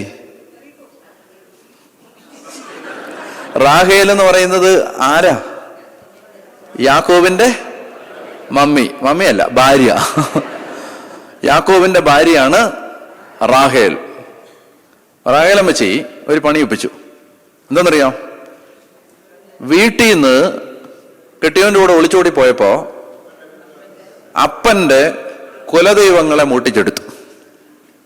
അപ്പന് കുറെ സ്വകാര്യ ദൈവങ്ങളുണ്ടായിരുന്നു. മറ്റേ വയറ് ചാടിയ ഒരുത്തനൊക്കെ ഉണ്ടല്ലോ, ഇങ്ങനെ നമ്മൾ ഹോട്ടലിലൊക്കെ വെച്ചിരിക്കുന്നത്. അതെ. അപ്പോൾ അതുപോലെ അപ്പന് കുറെ കുലദൈവങ്ങളുണ്ടായിരുന്നു. അതെല്ലാം കൂടെ ഇവൾ അടിച്ചോണ്ട് പോയി. അടിച്ചോണ്ട് പോയിട്ട് പിന്നെ ഇയാളിത് അന്വേഷിച്ച് പുറകെ വന്നു. ലാബാൻ പുറകെ വന്നപ്പോൾ അവളതെല്ലാം പാത്ത് ഒളിച്ചു വെച്ചിട്ട് ഒട്ടകത്തിന്റെ പുറത്തങ്ങാണ്ട് കയറിയിരുന്നു. അപ്പോ ലാബാൻ വന്നിട്ട് യാക്കോബിനോട് പറഞ്ഞു, നീ എൻ്റെ പെമ്പിള്ളാരെ അടിച്ചുകൊണ്ട് പോയി, ഞാൻ സഹിച്ച്, എന്തിനാണ് എൻ്റെ ദൈവങ്ങളെ എടുത്തുകൊണ്ട് പോയെന്ന് പറഞ്ഞു. അപ്പൊ യാക്കോബ് പറഞ്ഞു, ഞാൻ എടുത്തിട്ടില്ലെന്ന് പറഞ്ഞു. അമ്മായിപ്പൻ അന്യായം പറയരുത്, ഞാൻ എടുത്തിട്ടില്ല, ഞാൻ ആ ടൈപ്പല്ല. മനസ്സിലായി? നിങ്ങൾ എന്തോരം തവണ മേശ തുറന്നിട്ടിട്ട് പോയിട്ടുണ്ട്? 5 പൈസ ഞാൻ എടുത്തിട്ടുണ്ടോ? ഇല്ലല്ല. അപ്പൊ അങ്ങനെ ആ വർത്താനം പറയരുത് എന്ന് പറഞ്ഞു. അപ്പൊ ലാബാൻ പറഞ്ഞു, പിന്നെ ആരാടാ എൻ്റെ ഇത് കട്ടെടുത്തത്? അപ്പൊ യാക്കോബ് പറഞ്ഞു, അതാരെടുത്താലും അവര് മരിച്ചോട്ട്. അറിയാതെ പറഞ്ഞ ആ യാത്ര തീരുന്നതിന് മുമ്പ് റാഗലം വെച്ച് മരിച്ചു. ഹലോ, ഇങ്ങനെ ഒരു അധികാരമുണ്ട്, മനസ്സിലാവുന്നോ? അത് ദൈവം കൊടുത്തൊരു അധികാരമാണത്. ഭർത്താവ്, ഭാര്യ. ഞാൻ നിങ്ങളോട് പറയുകയാണ്, ഭർത്താവിന് വിധേയപ്പെടുന്നത് ഒരു പാപമല്ല, അതൊരു ഔട്ട് ഓഫ് ഫാഷൻ അല്ല. എക്സെപ്ഷൻസ് ഉണ്ട് എന്ന് പറഞ്ഞാൽ എന്താ? ഭർത്താവ് കൊല്ലാൻ നിൽക്കുകയാണ്, അല്ലെ? ഞാൻ പറയുന്ന എക്സെപ്ഷൻസ് ഉണ്ട്, അതല്ല ഞാൻ പറയുന്നത്. ആസ് എ ജനറൽ പോളിസി ഞാൻ പറയുന്നത്, കുറവുകളുള്ള ഹസ്ബൻഡ്സ് ഉണ്ടാവും. പേരൻസ് അവരെ ബഹുമാനിക്കുക, അവര് അപ്പനെയും അമ്മയും എപ്പോഴും ഇട്ട് പുച്ഛിക്കുക, നോക്കത്തില്ല. നോ, അതൊന്നും ഒരു ക്രിസ്ത്യൻ വാല്യൂ അല്ല. മാതാപിതാക്കന്മാരെ ബഹുമാനിക്കണം. അവർക്ക് പ്രശ്നമുണ്ട്, ഞാൻ പറഞ്ഞല്ലോ, ഞാൻ നേരത്തെ അമ്മച്ചിയുടെ കാര്യം പറഞ്ഞ പോലെ അവർക്ക് പ്രോബ്ലം ഉണ്ട്. വയസ്സാവും തോറും വഷളായിക്കൊണ്ടിരിക്കും. അങ്ങനെ ഒരു പ്രശ്നമുണ്ട്. അത് ആരുടെയും കുറ്റമല്ല. എന്തെന്നറിയാം, നമ്മൾ പറയുന്നത് ഈ പ്രായമായപ്പോൾ അമ്മച്ചി അങ്ങ് വളരെ മോശമായെന്ന് പറയത്തില്ലേ? പ്രായപ്പം മോശമായതല്ല. സംഭവം എന്തെന്നറിയാമോ? ഈ ആരോഗ്യം ഉള്ളപ്പോഴും മനസ്സിന് ശക്തി ഉള്ളപ്പോഴും ഒക്കെ അകത്ത് വരുന്നതെല്ലാം പറയാതെ പിടിച്ചു വെക്കാനുള്ള കഴിവുണ്ടായിരുന്നു. പ്രായമായപ്പോൾ അതെല്ലാം പോയി, വരുന്ന അതുപോലെ അങ്ങ് പറയുക. മനസ്സിലായി? അത്തിയില ഇടാനുള്ള കപ്പാസിറ്റി തീർന്നു വയസ്സായപ്പം. അല്ലാതെ വയസ്സായപ്പോ അമ്മച്ചി അഴുക്കായതല്ല, പണ്ടേ അഴുക്കായിരുന്നു. ഹലോ, അപ്പൊ പണ്ടേ അഴുക്കായിരുന്നു. അപ്പൊ പണ്ടൊരു അഡ്വാൻറ്റേജ് ഉണ്ടായിരുന്നു, അത്തിയില ഫിറ്റ് ചെയ്യാനുള്ള കഴിവുണ്ടായിരുന്നു. മനസ്സിലായോ? ഇത് ഈ നോഷം എന്തിനാണ് ഇങ്ങോട്ട് കയറി വരുന്നതെന്ന് അകത്ത് ചിന്തിക്കുകയും മോളെ കണ്ടിട്ട് തിരുനാൾ എന്ന് പറയാനുള്ള ആ ആക്ടിങ് കപ്പാസിറ്റി ഉണ്ടായിരുന്നു. പക്ഷെ അതിപ്പോ ഇല്ല. ഇപ്പൊ കംപ്ലീറ്റ് എല്ലാം പോയി കിടക്കാണ്. അത് അതുപോലെ തന്നെ വെളി വരും. മനസ്സിലായി? കണ്ണൊന്നും കാണത്തൊന്നുമില്ല. ഞാൻ ഈ ഒരു വീട്ടിൽ ചെന്ന് ഇങ്ങനെ ഹൗസ് വിസിറ്റിങ്ങിന് ചെന്നാ, അന്നേരം അവിടുത്തെ അമ്മച്ചി എന്നോട് പറഞ്ഞ്, നീ എപ്പോഴാണ് ഈ വെള്ളം കോരാൻ വന്നേന്ന് ചോദിച്ചു. എന്നെ കണ്ടിട്ട്, അന്ന് എനിക്ക് മീശയില്ലാത്ത കാലം കൂടാ. ഞാൻ പിന്നെ എന്ത് വെച്ചു പിടിപ്പിച്ചിട്ടാണെങ്കിലും വേണ്ടില്ല, കുറച്ച് മീശ വെക്കണമെന്ന് ഞാൻ തീരുമാനിച്ചത്. അമ്മച്ചി ഞാൻ ക്ലീൻ ഷേവ് ഒക്കെ അടിച്ചേ, ഈ നൈറ്റിയൊക്കെ ഇട്ടേ ചെന്നപ്പോ, നീ എപ്പോഴാണ് വെള്ളം കോരാൻ വന്നാന്നോടിയും ചോദിച്ചു എന്നോട്. ആ നാണക്കേട് ഇപ്പോഴും പോയിട്ടില്ല. എന്നാളീ ഒരു കൊച്ച് എൻ്റെ മീശയില്ലാത്ത ഫോട്ടോ കണ്ടിട്ട്, ഒരു ചെറിയ കൊച്ച് ആ ഫോട്ടോ എടുത്തുകൊണ്ട് പോയിട്ട് അതിന്റെ പുറത്തൊരു പൊട്ടിട്ടിട്ട് പറഞ്ഞു, കണ്ട പെണ്ണിനെ പോലെ ഉണ്ടെന്ന് പറഞ്ഞു.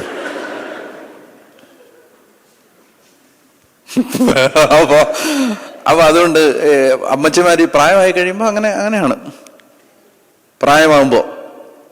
അപ്പൊ അതുകൊണ്ട് മാതാപിതാക്കന്മാര് അവരുടേതായ പോരായ്മകളൊക്കെ കാണിക്കും. പക്ഷെ അവരെ നമ്മൾ മാനിക്കണം, അവരെ നമ്മൾ ശുശ്രൂഷിക്കണം. അമ്മായിമ്മ ഞാൻ ഒരു വീട്ടിൽ ചെന്നപ്പോഴേ അമ്മായിപ്പനെ പ്രാർത്ഥിക്കാൻ കൊണ്ടുപോയതാ മരുമോള്, അമ്മായിപ്പനെ.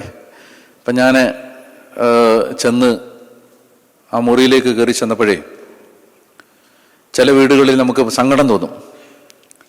കാരണം കന്നാലിക്കൂട് ഇതിനേക്കാൾ വൃത്തിയായിരിക്കും. അവർക്ക് അതിനുള്ള കഴിവില്ല. ഏത് ഈ കിടക്കുന്നവർക്ക് അതിനുള്ള കഴിവില്ല. വൃത്തിയാക്കിയൊന്നും ഇടത്തില്ല. വൃത്തിയാക്കിയൊന്നും ഇടാതെ മുഷിഞ്ഞ് നാറി, വെന്റിലേഷനും ഇല്ല, പുഴുത്ത നാറ്റമായിരിക്കും ഈ മുറിക്കകത്ത്. ഈ വീടിനകത്തുള്ളവർക്ക് വീടിനകത്തുള്ള നാറ്റം ഫീൽ ചെയ്യത്തില്ല. ഹലോ, ഞാൻ എന്താ പറഞ്ഞേ? വീടിനകത്ത് ഇരിക്കുന്നവർക്ക് വീടിനകത്തെ നാറ്റം വെളിയിൽ നിന്ന് വരുന്നവർക്ക് പെട്ടെന്ന് ഫീൽ ചെയ്യും. നിങ്ങൾക്ക് മനസ്സിലായിട്ടുണ്ടോ അത്? ഇപ്പം ഞാൻ സ്പ്രേ അടിക്കുന്നത് എന്താണെന്നറിയാം? ജോസപ്പച്ചന് നാറാതിരിക്കാൻ വേണ്ടിയാ. ഞാൻ രാവിലെ അടിച്ച സ്പ്രേയുടെ മണം എനിക്ക് കിട്ടത്തില്ല. കിട്ടുമോ? ഇല്ല, എനിക്ക് കിട്ടുന്നേ ഇല്ല. പക്ഷെ എൻ്റെ അടുത്ത് വരുന്നവർക്ക് കിട്ടും. എന്ന് പറഞ്ഞ പോലെ തന്നെ ഈ നാറ്റവും നമുക്ക് ഫീൽ ചെയ്യത്തില്ല. നമ്മുടെ ശരീരത്തിലൊക്കെ നല്ല വൃത്തികെട്ട നാറ്റമുണ്ട്, നമുക്ക് അറിഞ്ഞുകൂടാ. ഈ അടുത്തിരിക്കുന്നവന് ഫീൽ ചെയ്യും. രാവിലെ പല്ല് തേക്കാതാണ് ഇയാൾ ധ്യാനത്തിന് വന്നത്. ആര്? ഇയാൾ ധ്യാനത്തിന് വന്ന് പല്ല് തേക്കാതാണ്. അപ്പൊ ചേച്ചി പ്രാർത്ഥിക്കുകയാണ്, അല്ലെ ചേട്ടൻ, അടുത്തിരിക്കുന്ന ചേട്ടൻ പ്രാർത്ഥിക്കുകയാണ്, ഡാനിലച്ചൻ ജോക്കടിക്കല്ലേ. കാരണം എന്താ? ഇയാൾ ഇങ്ങനെ ഇങ്ങനെ ചിരിക്കുമ്പോ ഭയങ്കര നാറ്റം വരികയാണ്. അത് ചിരിക്കുന്ന ആ ചേട്ടൻ അറിഞ്ഞുകൂടാ എന്ത് ഈ നാറ്റമാ വരുന്നേനെ, അറിഞ്ഞുകൂടാ. ഇപ്പൊ നിങ്ങൾ ഓർത്തത് എനിക്ക് മനസ്സിലായി. നിങ്ങൾ ചിലരുടെ അടുത്ത് കുമ്പസാരിക്കാൻ വരുമ്പോഴും ഞങ്ങൾക്ക് ഇതേ നാറ്റമാണ്.